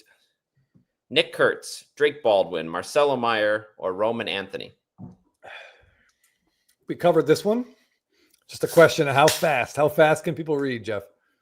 Pretty fast, it looks like. Yep. 73%. 73% of you went with Nice. Roman Anthony. Michigan Cards and Graphs. Man, he's way out in front. Looking to take another one down. We know he doesn't watch movies, so let's see how he did. How many Hall of Fame athletes appear in The Naked Gun? 0, 1, 2, 3. Bonus points if you can name them. Ooh. And we said athletes for a specific reason here, Chris. There's 2 baseball Hall of Famers and 1 football Hall of Famer. Absolutely. 18% of you got it right.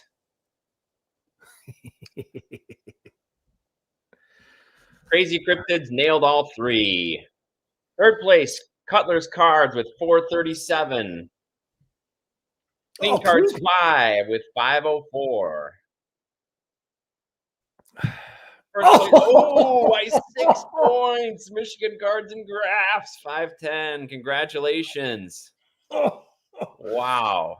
That was so close. The good news is Clean Cards 5 is at least a Braves fan, Jeff. So be very happy with that Chipper Jones card. Michigan Cards and Graphs. Let us know what you want. Michigan Cards and Graphs. Clean Cards 5.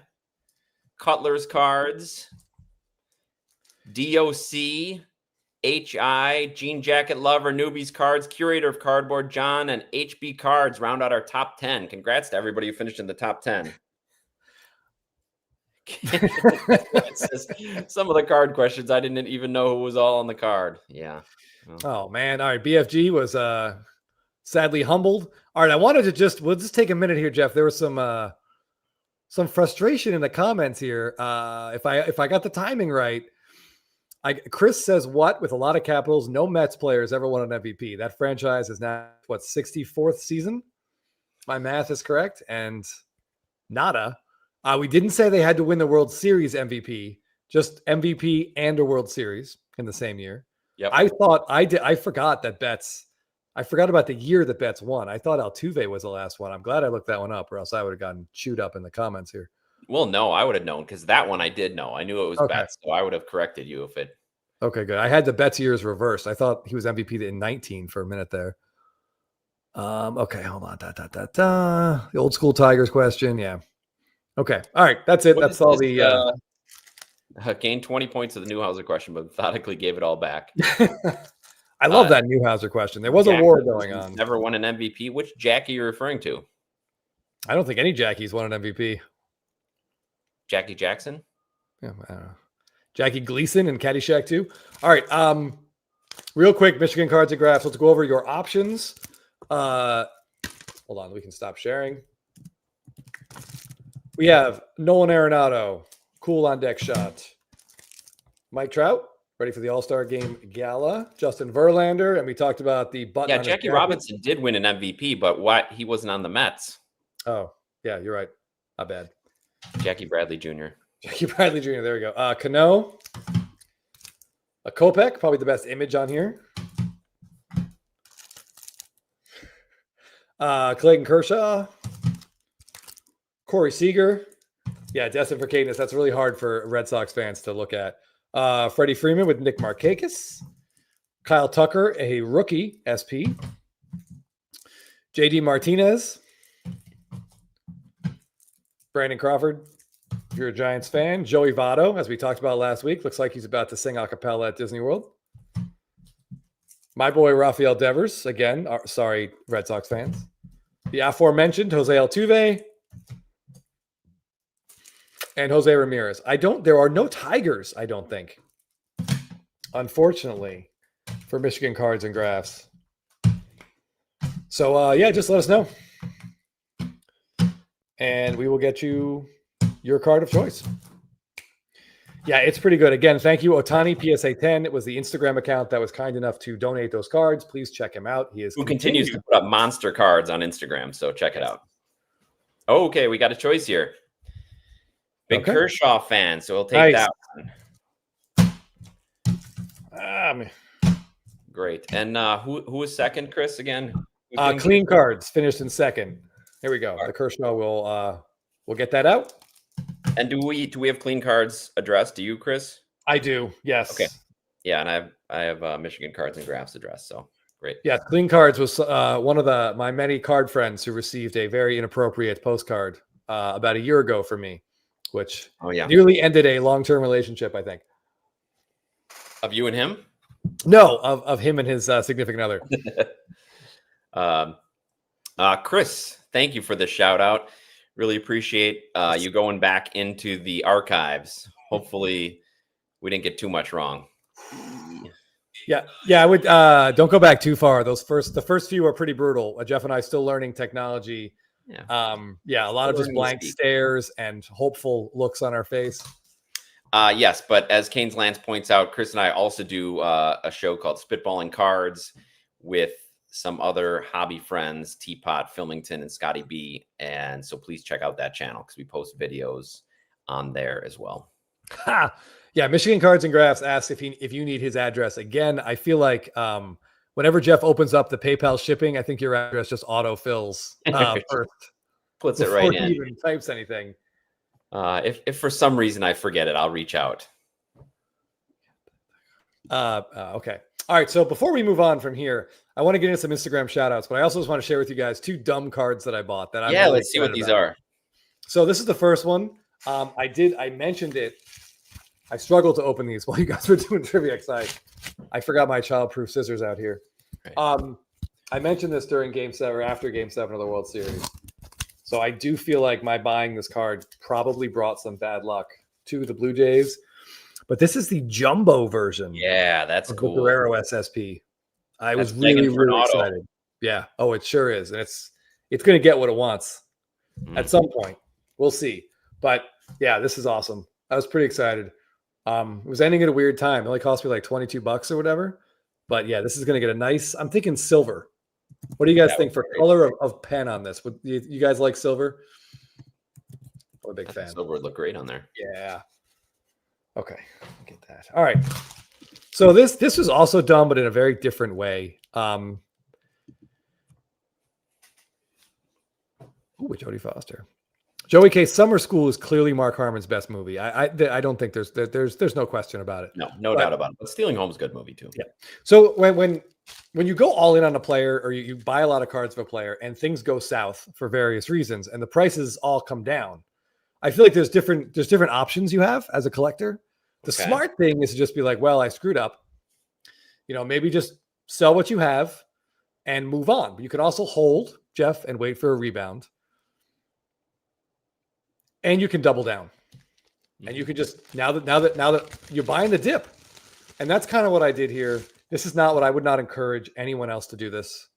Jeff, even when he found out, I think he tried to talk me out of it. But I couldn't help myself. So I picked this up this week. So this is a Devers first Bowman Chrome Gold auto.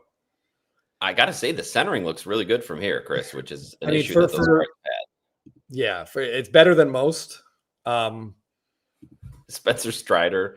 I was not a Spencer Strider. Destin for Kate, that's a fantastic guess. I have sworn off all. No, Kelnick is Jeff. Kelnick is Jeff's problem. I've sworn off pitchers. There's been a few Skeens cards I wanted to buy, but I just will not do it. I'm done with pitchers. No active pitchers. Now that Kershaw is retired, maybe it's time. But here's it's embarrassing, but Jeff and I have a copy of this card, and we paid too much for it, obviously, by today's standards. By any standard. I went back to look at sales of this card, and I still think I paid too much for it now, but I paid like a third of what this card was selling for 2 years ago. So I like to think I'm buying before it goes back up, but I think what's more likely, Jeff, is I'm buying it here on the chart that's going down. If that makes sense. So it will just continue to go down, but we'll see. I mean, he could be a dark horse MVP guy if he gets a full year in San Francisco. He's been in my dark horse MVP candidate talk for Destin for Cadence. I like where your head's at, and you are not the person I need to message when I when I find I'm tempted to do stuff like this. But yeah, and honestly, options like these cards are becoming very available lately. So I find myself just buying them and seeing what happens. Because yeah, the Giants I think are on the upswing. RIP to the Padres and their chances to win. I think their window is shut. The D-backs are still dealing with injuries. They have no healthy pitchers for next year, which means the Giants could just hop right into that number 2 spot behind the Dodgers. They've got Buster Posey. They want to spend money, so we'll see what happens. We know, Teeler. We had our eye on that 9.5 that sold. Yeah, Teeler. If you think I'm I'm not dumb enough to try to buy both of those, you, my friends, you're mistaken. I tried to buy that one too. I actually was finished runner-up. But yeah. Well, maybe now you can slab your own in a giant slab. Yep. Perhaps. I briefly put up that comment from Dustin for Cadence. We're all for content, off-season content suggestion. I don't know, just off the top of my head, I don't know that there's any Dodger card I would take at these levels over a rookie that you could get at these levels. But it would be very interesting. We should dive in there. That would be a fun video. Like Otani Angels versus Otani Dodgers. Where do you want to put your money? I mean, maybe his SSP at one of these levels, the SSP that we love with Yamamoto chugging in the background. Yeah. That might be a Dodger card that I would take over a rookie at that value. Yeah, we could look. Yeah, that would be interesting. I think we should do that. I like that idea a lot. Even if it's not just Dodgers versus Angels, it might be good to look at the different levels, like what Otani cards would we target at this level, this level, this level. I did want to. Crazy Crypt has mentioned, yeah. So if you guys aren't, I mean, there's no reason if you're not a Giants fan, there's no reason to really pay attention to it. But the Giants hired a college coach to be their manager, guy with zero professional managing experience. Yeah, and Crazy Cryptids, that is a fantastic question because I am wondering how that's going to work out. We have a pretty stubborn personality in Rafael Devers versus a college coach. I'm very curious how that's going to shake out.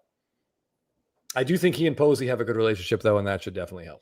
Yeah, I love that hire. I think it's a great hire. I saw there was some salt from some managers, like Joe Madden was salty about that hire, saying you don't need any experience. But Pat Murphy's a Brewer, the Brewer manager is now 2-time back-to-back manager of the year. His first pro managing experience was with the Brewers, and longtime college coach. So I don't know.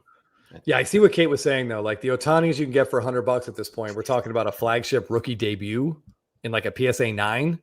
Would you rather have that, or do you want to try to get, we'll have to look. What are you going to get? What are you going to get at that price? You're not going to get a black parallel. Are you going to get any kind of decent Dodger parallel, or are you just better getting that base?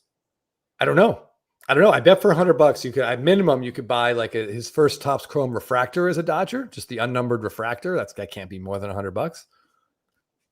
Probably should look that up before I say it. Yeah, but if you did, what's better? I mean, are we talking for potential long-term growth, or what would you rather have in your collection? I still think the rookie is going to outpace that over time because he's going to have more and more Dodger cards. He is. And I don't think a lot of people think about it as a Dodger rookie. Maybe his first Dodger cards pop up occasionally, but yeah, Michael, I agree with this. I like going out of the box. Give it a shot. He's a proven winner. He's a great teacher, a great coach. Maybe he doesn't know how to manage guys with multi-million-dollar contracts yet, but give that a shot. Yeah, and Buster Posey made the hire. So I mean, I think if you're a Giants fan, you trust what Buster Posey. The interview must have gone well. That guy knows how to win baseball games, so he must like it. And I'm sure, who knows? I would love to know if like he and Bumgarner still talk. That'd be interesting. This would be a huge get for Posey if they could somehow make this happen. Oh my God! I mean, what would Scooble's ERA? I know Detroit's a really good pitcher's park, but what's Scooble's ERA going to be if he goes to San Francisco? Like one Bob Gibson level? I mean, yeah. I saw. I hold on. Yeah, rhymes with roof. Yes, great idea. Okay. Yeah. Ooh, curator Devers versus Al Oliver. That's very interesting. I don't know. I think if Devers has an advantage over him, it's definitely the postseason numbers. He's averaging an RBI a postseason game over like 28 postseason games, and not many people are in that air for sure. Did Al Oliver win a batting title? I don't know. Not Bill Madlock hitting, but he was pretty good. Yeah. Okay. Hold on. Oh, here we go. Michael Stone says he picked up before the playoffs. I mean, to quote Nicolas Cage in The Rock, Jeff. Well, gosh, kind of a lot's happened since then. What for context, are we talking like a 2024? Because that would be nice, a Dodger color match, if that's what we're talking about. That's hard to believe. Oh, finest. Okay, I was thinking Topps Chrome for a minute. I'm like, no, the buyback was higher than that. So yeah, I bet that's a really nice looking card. This gambling stuff, we could get into a whole story about the Class A gambling. It just seems so ridiculous and preposterous. It's right up there with all the NBA stuff going on, but just the fact that someone would risk so much for so little. We talked a little bit about it in Spitballing, so check out our next Spitballing episode. We come up with that quite a bit.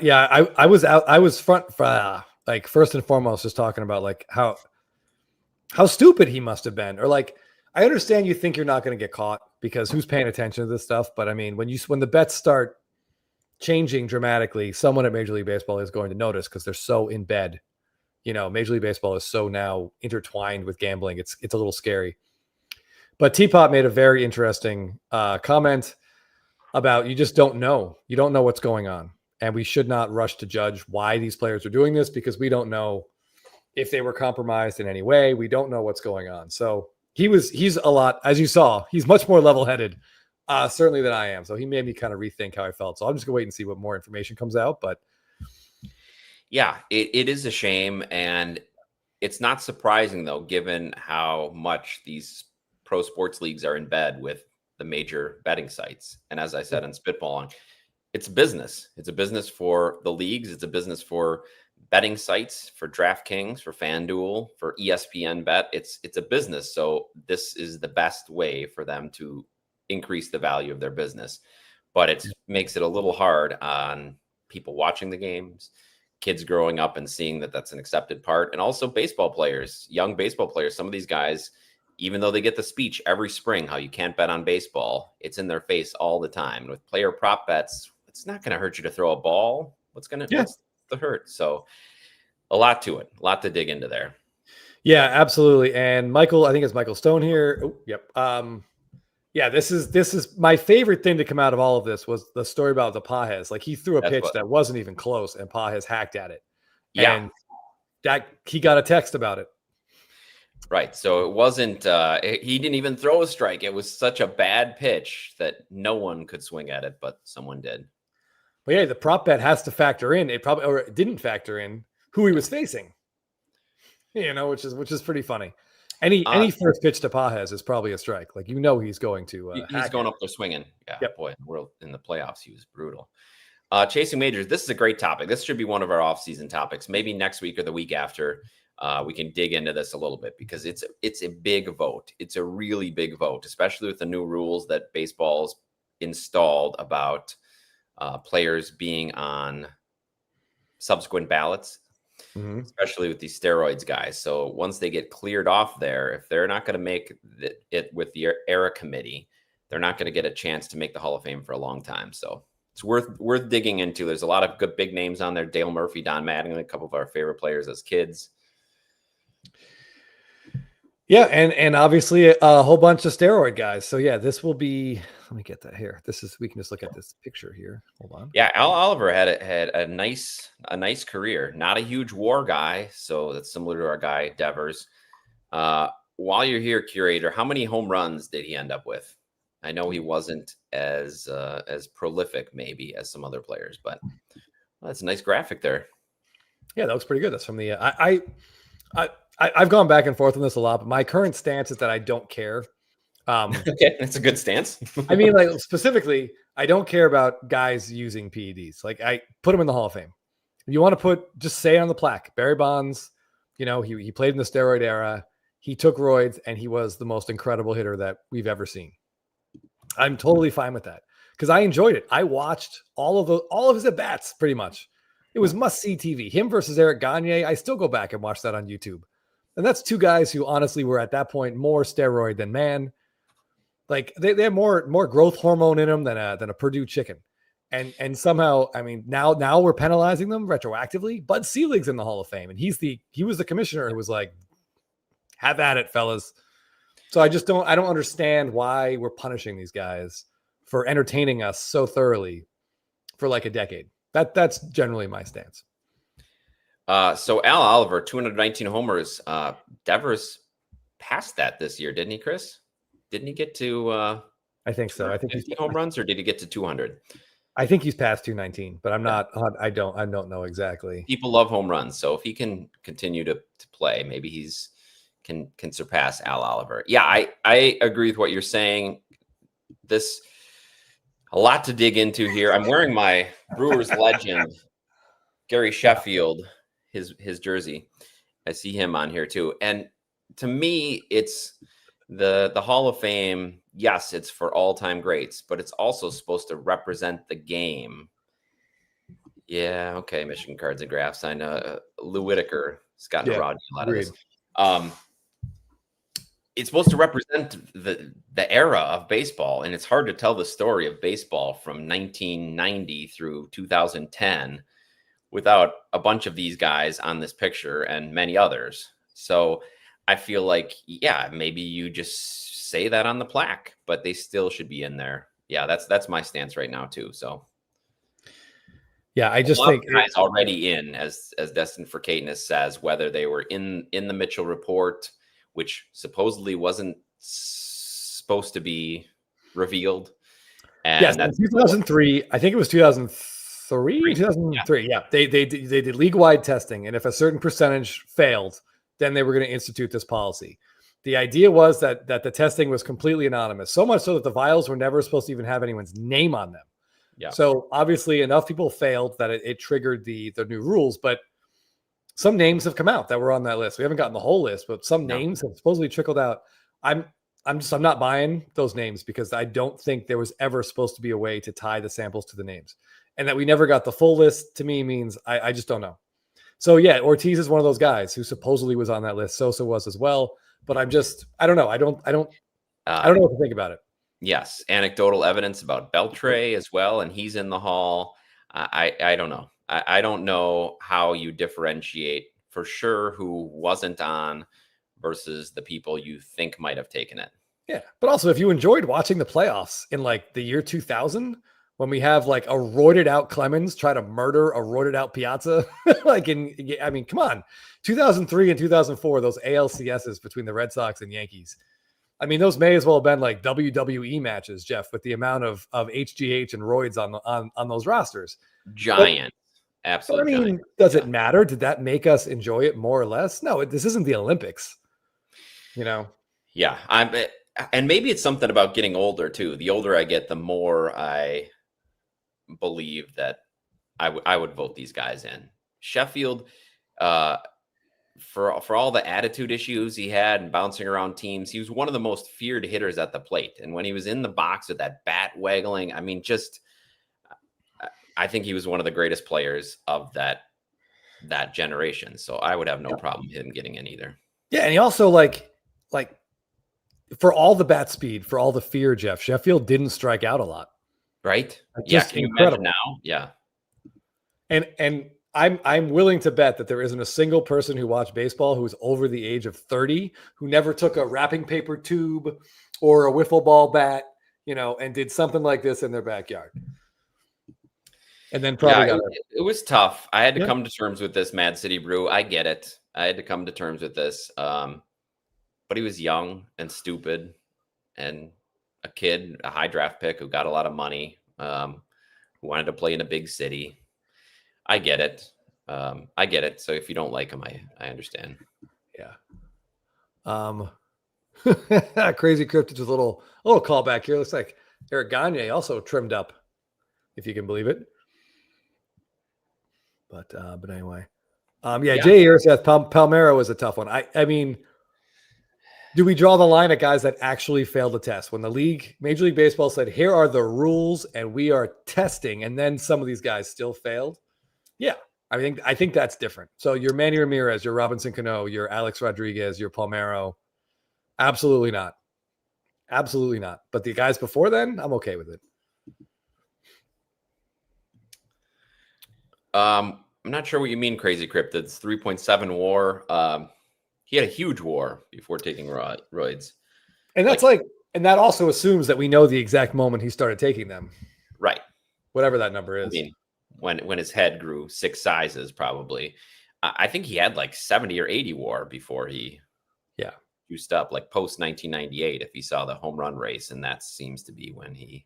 There is that pretty famous All-Star clip where I think it's McGuire comes running over and just picks Bonds up. Lifts him up like he's nothing. Yeah. Yeah. Yeah. I mean, if that happens to you, I think you're probably going to start doing steroids pretty quickly. Right. And you feel like you're the best player in the league and you're getting overshadowed by these guys just because they're taking something. Yes. And there's a lot of arguments to be made for this. The amphetamines in the 70s no one penalized players like Mickey Mantle. Amphetamines, coke, snap himself out of drunk and stupid to play the next day. There's a lot going on when baseball wasn't quite as under the microscope as it is now. Yep. But all right. We mentioned the holiday season in the distance. It's getting here, but Canes Lance, fantastic reference here. Yeah. Yes, the Jim Carrey Grinch is must watch come December time. You guys can hate it if you want, but you're only hurting yourselves. It's just a fantastic movie. Yeah, I think a lot of people are agreeing with you, Chris. Once it got to the point where you knew it was a deal breaker if you did it and you still did it, that's tough. Like Ryan Braun. Yeah. Yeah. And JE, this is 100% true.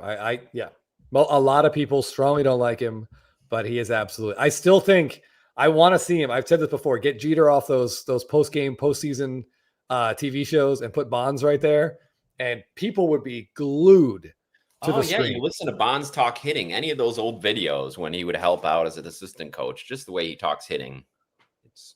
I want to hear him analyze a game. I want to hear what he thinks about a World Series game, like some of the moves that get made. I want to hear it, but I don't know if we ever will. I don't know if he has any interest in that. Yeah. But anyway. Yeah. This is So he seemed like a Hall of Famer before it. I don't know.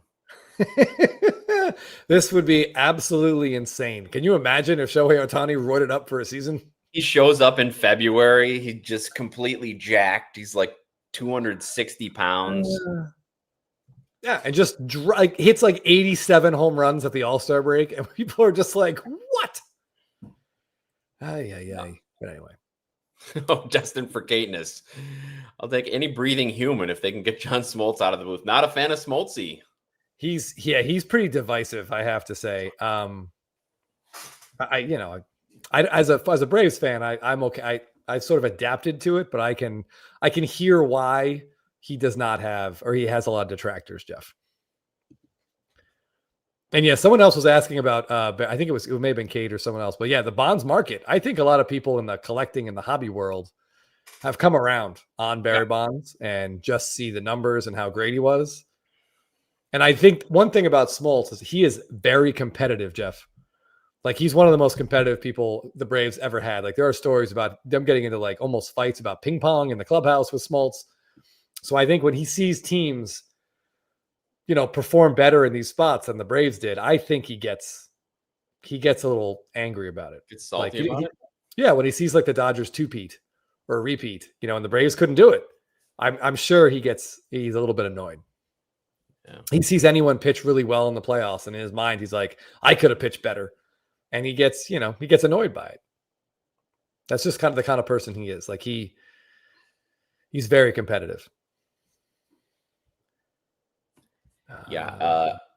Phil has been a Bonds truther for some time. And it seems like the broader market as a whole is catching up. Somebody mentioned how his Bonds' relationship with the media hurt him. And absolutely, I think that really hurt him. He wasn't very friendly to the media, and they were not giving him any slack when it came to finding out about steroids. I would have loved to, Chris and I have talked about this before, somebody throw him a contract to be a DH for a couple more years. He would have just obliterated any sort of possibility of people catching him in the all-time home run race. Yeah. He wasn't, but he wanted to keep playing, and he got blackballed. No team would pick him up. Imagine if he just DH for the Yankees for 2 years. How many home runs is he hitting in that ballpark? Well, a good add another 100 at least for his career.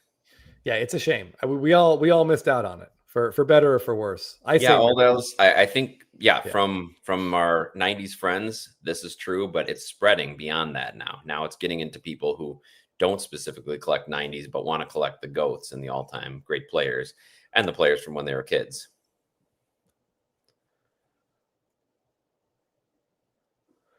What was I going to say here?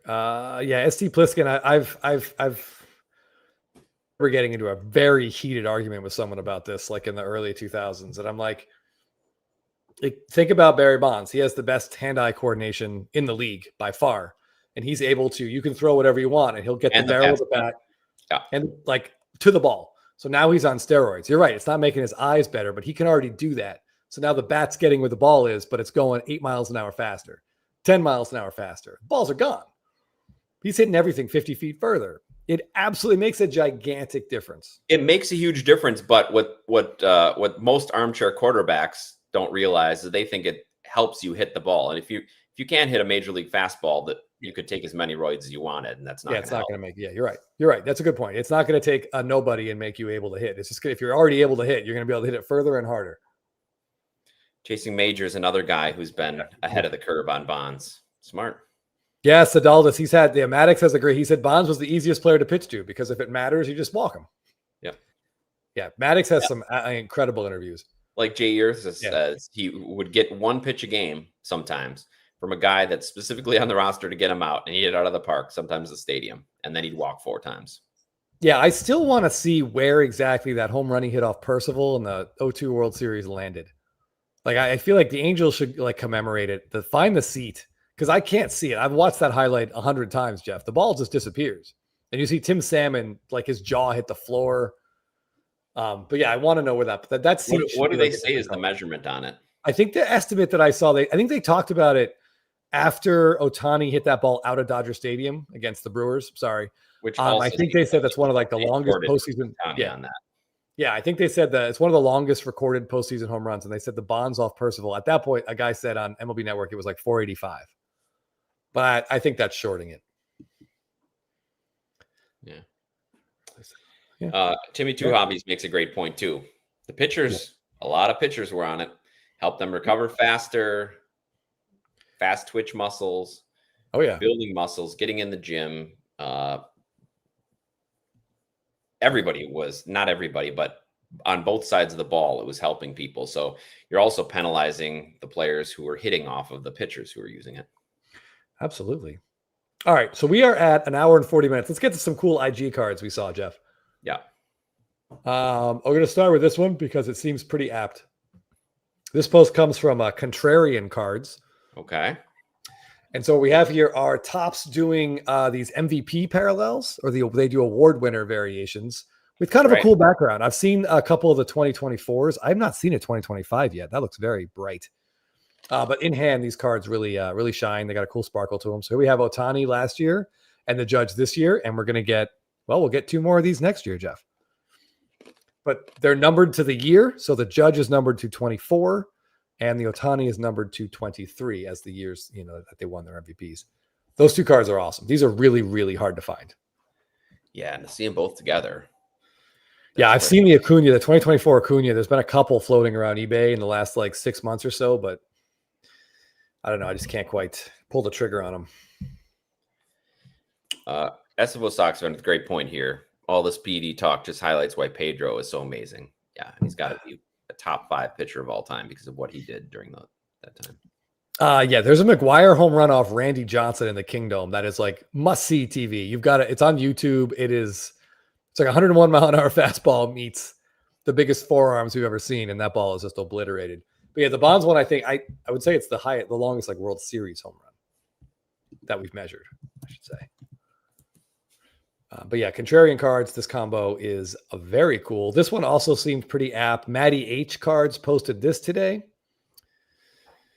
Kind of twinged with a little bit of sadness. We get the Paul Skeens last year's update, his black parallel. I don't know, Jeff. That might be the last update black parallel we ever see. Man, I hope not. I hope not.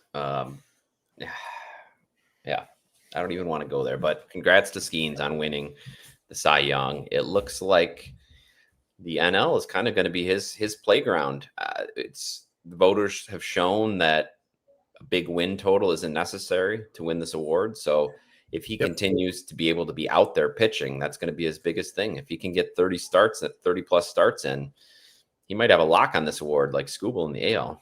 Absolutely. Yeah. You just wonder if he's going to force his way out of there soon. But yeah, he's just a big, thick, strong man, and hopefully his arm holds up, Jeff. That's all. I love watching this guy pitch. So hopefully the arm holds up. I want us just to address real quick here. Wu-Tang Sox 847. Yeah.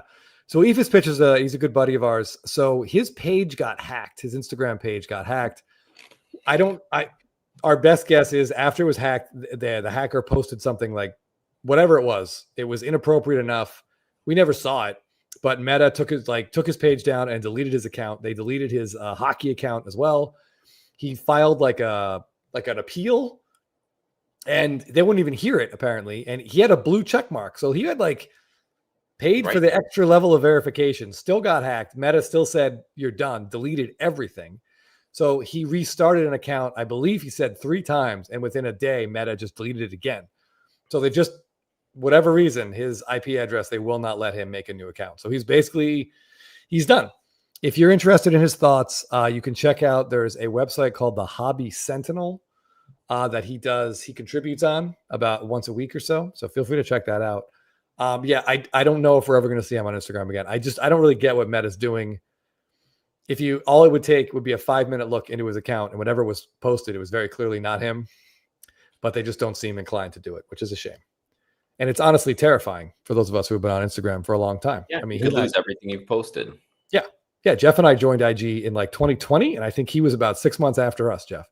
Yeah. And 5 years of social media interaction and creating a profile and sort of a presence was just gone overnight through no fault of his own. So it's a real bummer. Yeah, Kate, this is probably true, but the fact that there's no way to appeal to an actual human to explain the situation is disappointing.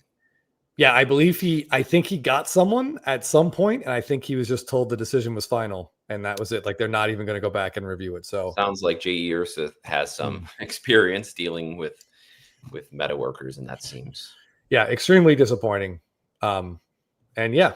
Anyway, I also wanted to just talk about this really quick. This is from 2025 Topps. Yankee Doodle Dandy Cards posted his Aaron Judge black. And this design just looks so good in this parallel, Jeff. Right, which is what you said when we first saw the design before we saw the parallels back in January, and then we didn't get them for a while. So it's nice to see it, and now we may not see it again. Now we may never see it again. I also just want to point out that that's 2 blacks in a row that we have shown that are PSA 7s. And you'll notice we're not complaining about it. We don't care. The parallel is really cool when it's all black like that. It's so condition sensitive. You can find a 6 or a 7 or an 8. Good enough. Yeah, Don't absolutely. don't hesitate because you see a little bit of whiting. Just grab it. Yeah, Chris, absolutely. Just a great looking card, really. But yeah, congrats on your third MVP, Aaron Judge, and I'm sure Yankee Doodle Dandy's collection. He's pretty happy about it. Okay. On a completely different note, Jeff. Yeah. This comes from Grand Slam Collectibles. I muted the audio here, so if we bringing me back. Oh my gosh! Look. So he talks about this being he's trying to make 12-year-old him very happy. So he's taken 3 cards from his childhood: the 89 Upper Deck Griffey, the 90 Leaf Thomas, and the 92 Fleer Rookie Sensation Thomas. And he wants 100 copies of each is his goal. I wish this gentleman the best of luck. That's a great goal. Yeah. I'd love to see them all together. That's a lot of fun. Yeah. Very cool. Yeah, man. This Griffies, but seeing all those Leaf, that's pretty cool. I have not seen that before. Yeah, that's awesome. This is just a really cool project. So Grand Slam Collectibles, good luck to you. If anyone has copies of these cards that they don't necessarily need to hang on to for whatever reason, hit them up on Instagram. I'm sure this is an ongoing project that will take years to finish, but I'm really excited to see that binder when it's done. Yeah, great call. Great call. SD Pliskin, Skeens is not an electric personality, but he doesn't have to be. He's talented enough. He leaves it to his arm. Yeah, he could get a little bit excited once in a while, but man, that's just who he is, and let's not ask too much of people, but yeah, he's pretty great on the field, but yeah, he's pretty monotone off the field. All right, I'm excited to be able to share a post from our good buddy Ginter Wood Minis. Here's a James Wood, which is always fun to say. And yeah, this is a James Wood auto out of course, I'm assuming, Topps 205. Yeah, this is a set that he loves to collect. And James Wood, I will say, Jeff, his auto is not thorough, but it is consistent. The JW, I mean, at least you can read it. Yeah, Jackson Merrill started his full name, and it's just been getting less and less and less as we go. James Wood is pretty much stuck with this, so yeah, I guess we're okay with it. Yeah.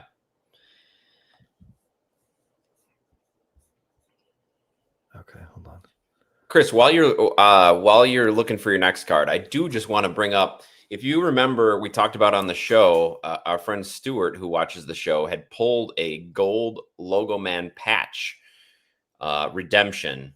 Remember in the summer they had the MVP patches that the players who won awards the previous year wear the gold Logo Man.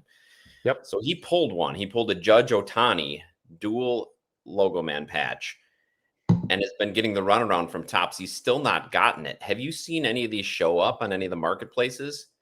And now, mind you, it's not an autograph. He pulled the dual patch, so it's not the auto. But he spoke to Topps, and they initially said they was on the way, and then they said they had trouble getting the patches, and it's still in purgatory. But it's a shame when you pull something big like that, and you have to wait so long. It's tough in case you wanted to sell it. And as I remember, they got it in a break, so he split it. One was an Otani team, and one was a Judge team. So they were splitting it. So the ideal is to get it out and sell it. So have you seen any of those out? What's the deal with that? I have seen exactly one. I was just looking them up. This is the Scooble Chris Sale duel. It was sold on Golden in September. So yeah, I find myself saying like we should give Topps the benefit of the doubt on stuff like this, and that it may take a little while to get the gold, to get these cards completed, and then get them to the players to sign. Because God help them if they put stickers on something like this, Jeff. We were just about, we'd riot. Oh, for sure. But okay, go. But the communications is extremely troubling. Like this is a huge deal. This is something they advertised. They need to be, I would say, almost like bi-weekly updating the people that have put these redemptions in there to tell them like, hey, it's coming, we're working on it, blah, blah, blah. But this guy's been getting the runaround that it's uncomfortable to see and hear. Yeah, the fact that they've been checking in every week and getting a different answer every time. Yesterday they said they're still waiting on the patches, which now remind you, these are the patches from 2024 jerseys. So it's over a year it's not like they're waiting on current year patches. And again, his wasn't the autograph. So they just need to put the patches in the card, which seems like that should take less time because they don't need to have any contact with the athletes themselves. That's a good point. Yeah. And obviously Chris Sale had about 2 months this season where he had time to go make sure those jerseys were mailed to Top. So like I don't have any answers. We just have disappointment, Jeff. We're not mad. We're just disappointed. Yeah, it is disappointing. So, Stuart, if you and your family are watching, please keep us posted on the situation. I don't know why it's taking so long. I mean, I do know why, because Topps has so many projects that they're taking on, but you'd think that something like this, which was, as Chris said, highly promoted and was one of their big chases of the entire product from 2025, you think that they would be a little more on top of it. Yeah, agreed. It's kind of a keep shame. us posted. Oh. Yeah, please do. Okay, a couple more IG cards here. This one comes from Clean Cards 5, our trivia runner-up. So these are Freddie Freeman's out of 2022 Gilded. First I just wanted to say, like, this is how you light cards when you want to take a picture. Like, this looks incredible. Some of these eBay sellers could take a tip here from Clean Cards 5. But this is a set, Jeff. When it first came out, I was like, it's Gilded first year. I don't want to really put any money into this. And here we are 3 years later, and these cards still look incredible. I think the Gilded set has sort of taken a step back. Not quite, the design isn't as good as it was then. But man, these cards look awesome. That's the problem, because Gilded is still making cards, and they're still extremely expensive, still trying to be a high-end set. Last year's looked like the carpet of a hotel from The Shining. But I think the first year, the 2022, looks so good that even if the set stops being produced or continues to go downhill, I think these 2022s will still stand out on their own because the design is great. Yeah, and it is, I believe, this image is from the last out against the Dodgers in the NLCS. I have been told. That's pretty cool. Yeah, it's pretty awesome. I find myself kind of now needing one in hindsight. So Destined for Cadence, yes, they did actually rework the card here. For Chris Sale's head. Oh man. So maybe this is what's taking his card so long, Jeff, is they have to shape the cutout. I just don't get it. Now, why don't they put him smaller? Why don't they put him over the border? You see Scooble's glove is over the border. They have no problem. And top of Scooble's hat's going over the border. Why don't they just put him down so you don't have to cut the patch or put the card around the patch, I guess I should say. Yeah, they do need us designing them. Come on. That stuff like that. It just raises more questions than anything else. Unnecessary. Yeah. But it is funny. I didn't even notice that, but it's funny to look at once you see it. Okay, Steve Areno has posted some pretty cool autos in the last month or so. This is a Hank Aaron at a 2020 Heritage. I do like sometimes that they'll take the actual image from the vintage card, Jeff, and they'll just sort of remake the card and then throw in have the guy sign it. And this is very cool. And it's a pretty good looking Hank Aaron auto. It's got the auto 10 here. Numbered out of 25. A lot of the older players, they're only out of 25, but this one looks very, very cool. You and I have been looking at some Hank Aaron autos, and I will say the K in Hank looks a bit like an L, but he's all on the card. You can see the two A's. A little Hal Aaron.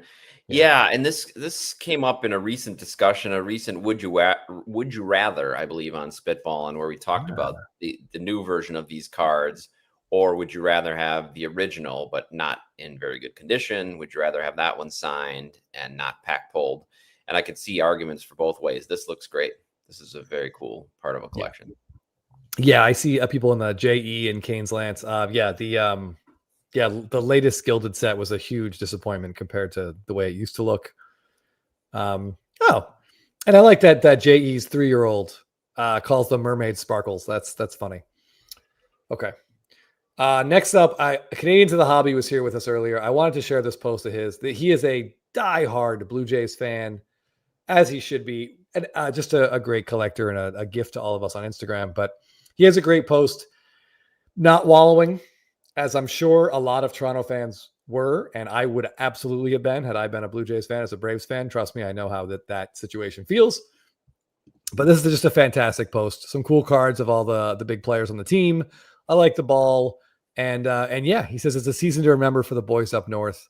Thank you for this epic run. Team, keep your head up high. You all made us proud. This post, I really enjoyed reading it.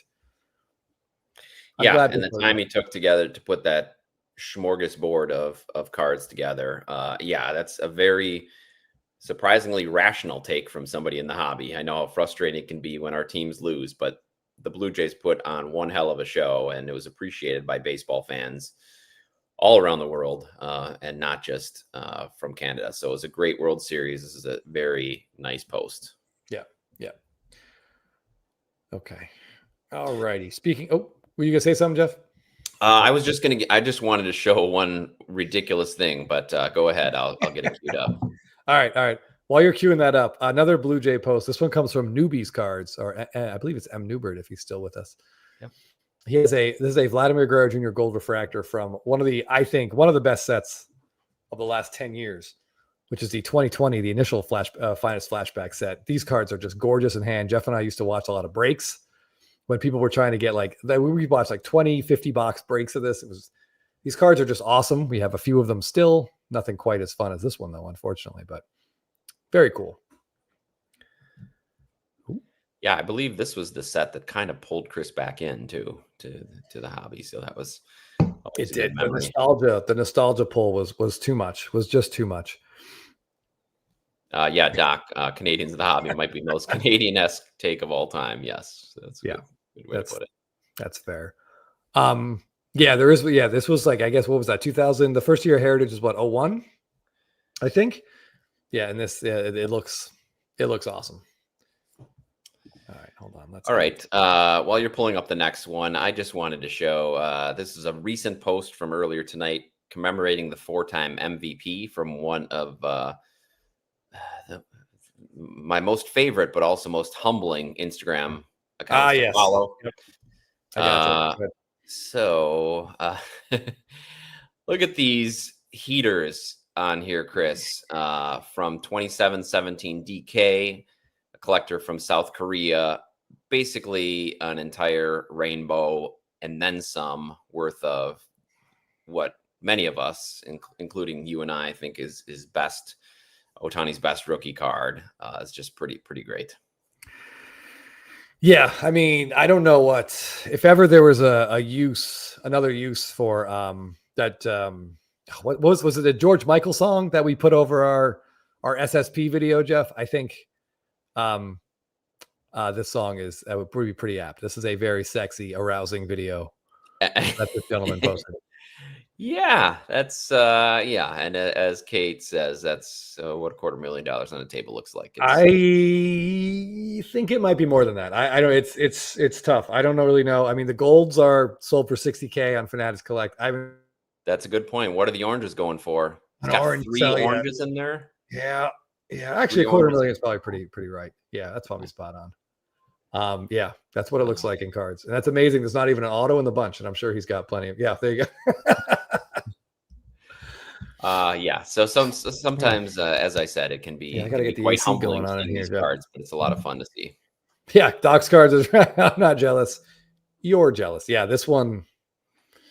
I feel like I watched it a few times, Jeff, and it's like every time I go through, I feel like I see something like another copy of another PSA 10 that I didn't notice. And the fact, that there's so many 10s in there. I mean, just look at multiple blues, multiple greens. These cards were not well centered. Look at the centering on the refractor, Chris. You know, I have an issue with those centering. They look pretty spot on. Yeah. You can still pull these. Yes. The autos, no. But you can still the only live autos of his were the carrying bag. And there's only 25 of those in a super. And I think most of those are out. Yeah, funny that you mentioned that, Chris. Speaking of the carrying bag, there's not too many left in the boxes because I believe they are mostly in this gentleman or lady's account. Yeah, and I got to say, RT Collections, that's a gift that gets overused quite a bit, but it's I think it's excellent. That's a good choice of it right here.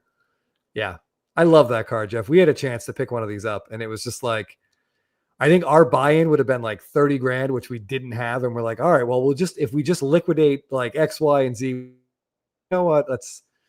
it's kind of a niche card, and it's It an is autographed because it's very SSP. specific. Other You have people to won't really get explain what into it's it. from.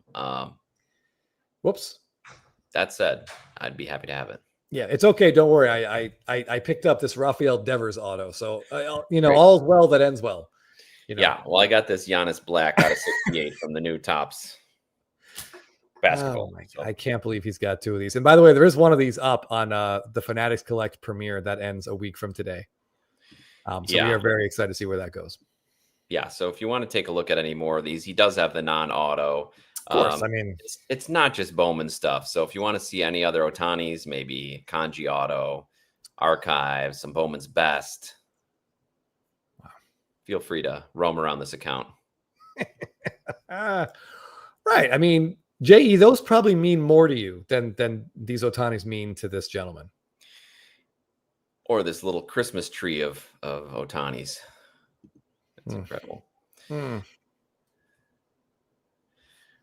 All right. On that note, Chris, was there anything else you would like to Curator, hit me and message me that on Instagram. I let's take a look. If it's centered, yes. 100%. Okay. We got a couple more, Jeff. Okay. Yeah, this one comes from fanatic_Freds. Definitely felt like there was a sort of a Braves tinge for my choices tonight. But here we have a Topps Chrome Legend Superfractor of Fred McGriff. And he put a real good auto on this one. Sometimes his auto isn't great, but this one is awesome. I like this card a lot. Love me some Fred McGriff, as you know. Yeah, looking. Somebody in the comments said, sexy ass card. Congrats. Oh, that's Baseball Card Addict. Yeah, that's me. Sometimes I like it. Pull up these cards that we're sharing, and you can see something appropriate or inappropriate that I have written. And another guy we talk about is being a well-deserved Hall of Fame nominee and beloved by multiple franchises. Yeah, he's known for that follow through. This looks surprisingly normal, like a surprisingly normal batting follow through, Chris. I think this is just before we get the flourish, like just before that top hand's going to come off. The hand flies off. Yeah. Okay. So Jeff, our next post, we're going to call our next post our Instagram post of the week. So can you fire up the Blabbin about slabbing!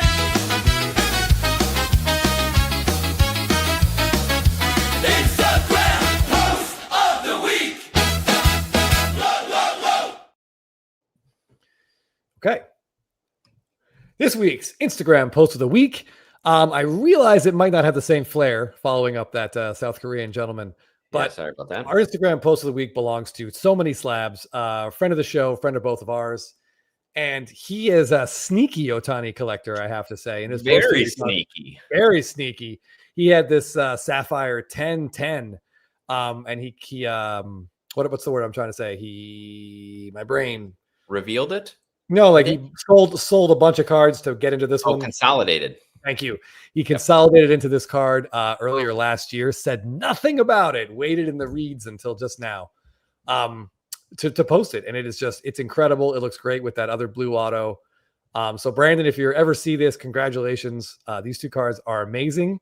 And I really enjoy the dramatic flair of just waiting and biding your time to the perfect moment. And just dropping it like a bomb. Yeah, absolutely. Now, thanks a lot, Kate. I'm never going to look at this the same way. You take the bat out of the hand. Looks like Otani's doing the Carlton dance. Oh my God. Yes, I can see that. And I believe these two are Otani's best rookie autos. And to see that in a 10-10, I think he mentions it in here for the Sapphire. We've talked about it before.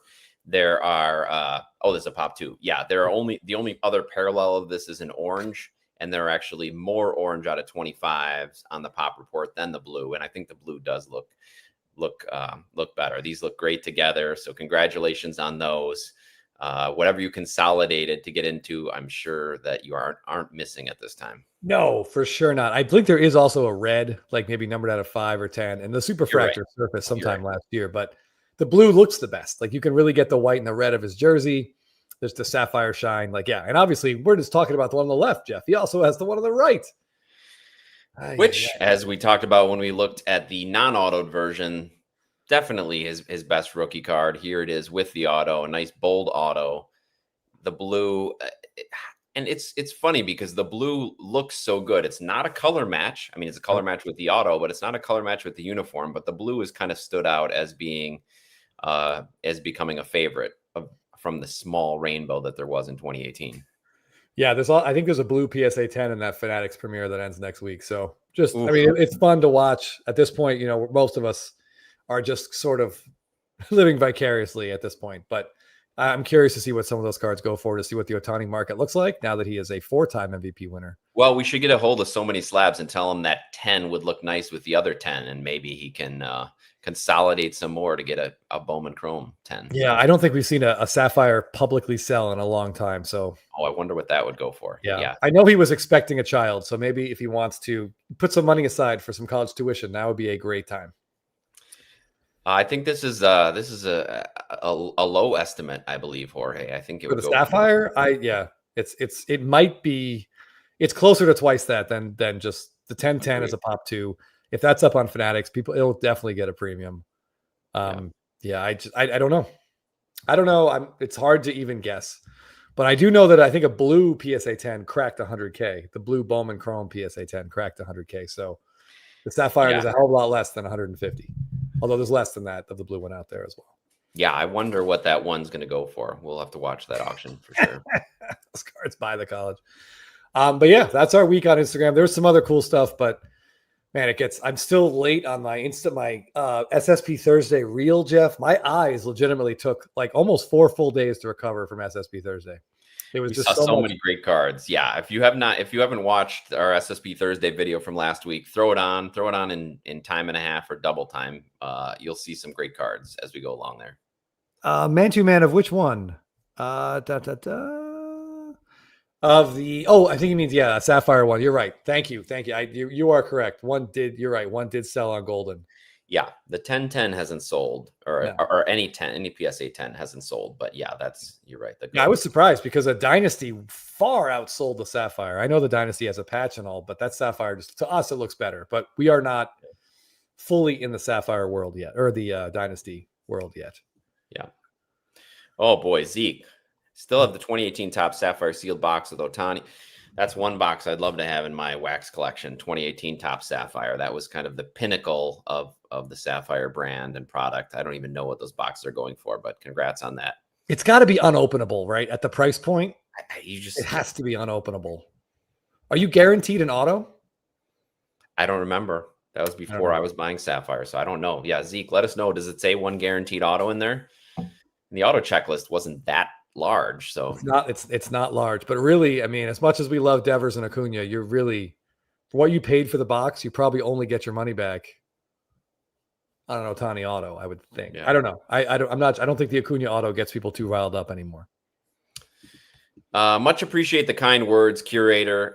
We love talking cards, so we love being here every week, and we appreciate everybody who joins us and has questions or comments or wants to make fun of us, whatever it takes. We appreciate you here. Yeah. Please hit that like button and subscribe if you haven't. Celebrated family. You are exactly right. Will Smith's having a really interesting, fun career. He's not going to get into the Hall of Fame, but he will retire a Dodger legend for sure. And yeah, his SSP SP stuff is weird. His update SP is him running in to celebrate. I think he just homered, so he's like throwing his helmet. And Jeff, the SSP is the exact same image, but horizontal. Yeah. Just framed a little bit differently. Yeah. That's fair. Yeah, he's putting together a nice career. That could be a good collection. He's going to keep adding to the hardware, and if that team keeps winning, Yeah, as Phil said, we actually were able to spend some time with Filmington in person a couple days ago, and he said, "So I get it. Jeff is just a slightly better version of Chris." I don't think those are his words. You're right. I added slightly. I added slightly to make myself feel better. Will Smith has won 6 straight World Series. Yeah, GOAT name. Mm-hmm. Yep, absolutely. And an Oscar, and during that time. Stephen Diggle. This Chris sounds like a one for you. A triumvirate Freddie Freeman 1 of 1. I have no idea, but if you're not a Dodger fan or a Freeman fan, I would just throw that thing up on eBay for bids and see what you get. My guess is somewhere between $100 and $200. It's just there's a lot of 1-on-1s out there. That one does look cool. And maybe there's someone who wants to complete that triumvirate, those 3 cards that go together. Maybe they have the other 2 1-on-1s. Yeah. But if you don't it's collect still- them, sell that and buy a card that you like. And Will Smith slapped the guy. Yeah. On national TV. Pretty big. Yes. Another pump for our Spitball and Patreon. We do have a Patreon on Spitballing where we have at least 1 extra video a week where we talk cards, and then it gets you to the Discord, which launched November 1st, which has like a buy sell trade section, general baseball talk, some off-season talk, a lot of MVP talk today. Also a place where you can show your pickups and talk about cards. So it's our first Discord for Jeff and I'm really enjoying it. I feel like it does make a different sound, which my wife now already hates. It's just sort of like it's like a dull beep. And I think she thought it was like a carbon monoxide detector at one point. She's getting so sometimes I do have to put it on mute, but I'm really enjoying the Discord. Mute your 3 autos per box, Zeke. Yeah, you might have to mute your notifications, but if you do like talking cards, especially in the off season, please check that out. It's $10 a month for the Patreon and the Discord, so not bad. But yeah, the Discord is really fun. I thanks everybody for joining us. The other way to support the channel is liking and subscribing, and if you use that eBay link that's at the top of the comments. If you click on there and then buy anything or bid on anything within 24 hours, Spitball or Blabbin gets a small percentage of your purchases. So it's a way to support the channel while doing what you love and hunting down cards. So much appreciated. Give your parents a call. Hug your pets. Any Jelly update for us, Chris, before we go? Jelly just absolutely went insane earlier tonight. Okay. She had a very busy day. My wife took her to the park this morning. I just took her on a long walk. We came home, I hopped in the shower, and I just heard like,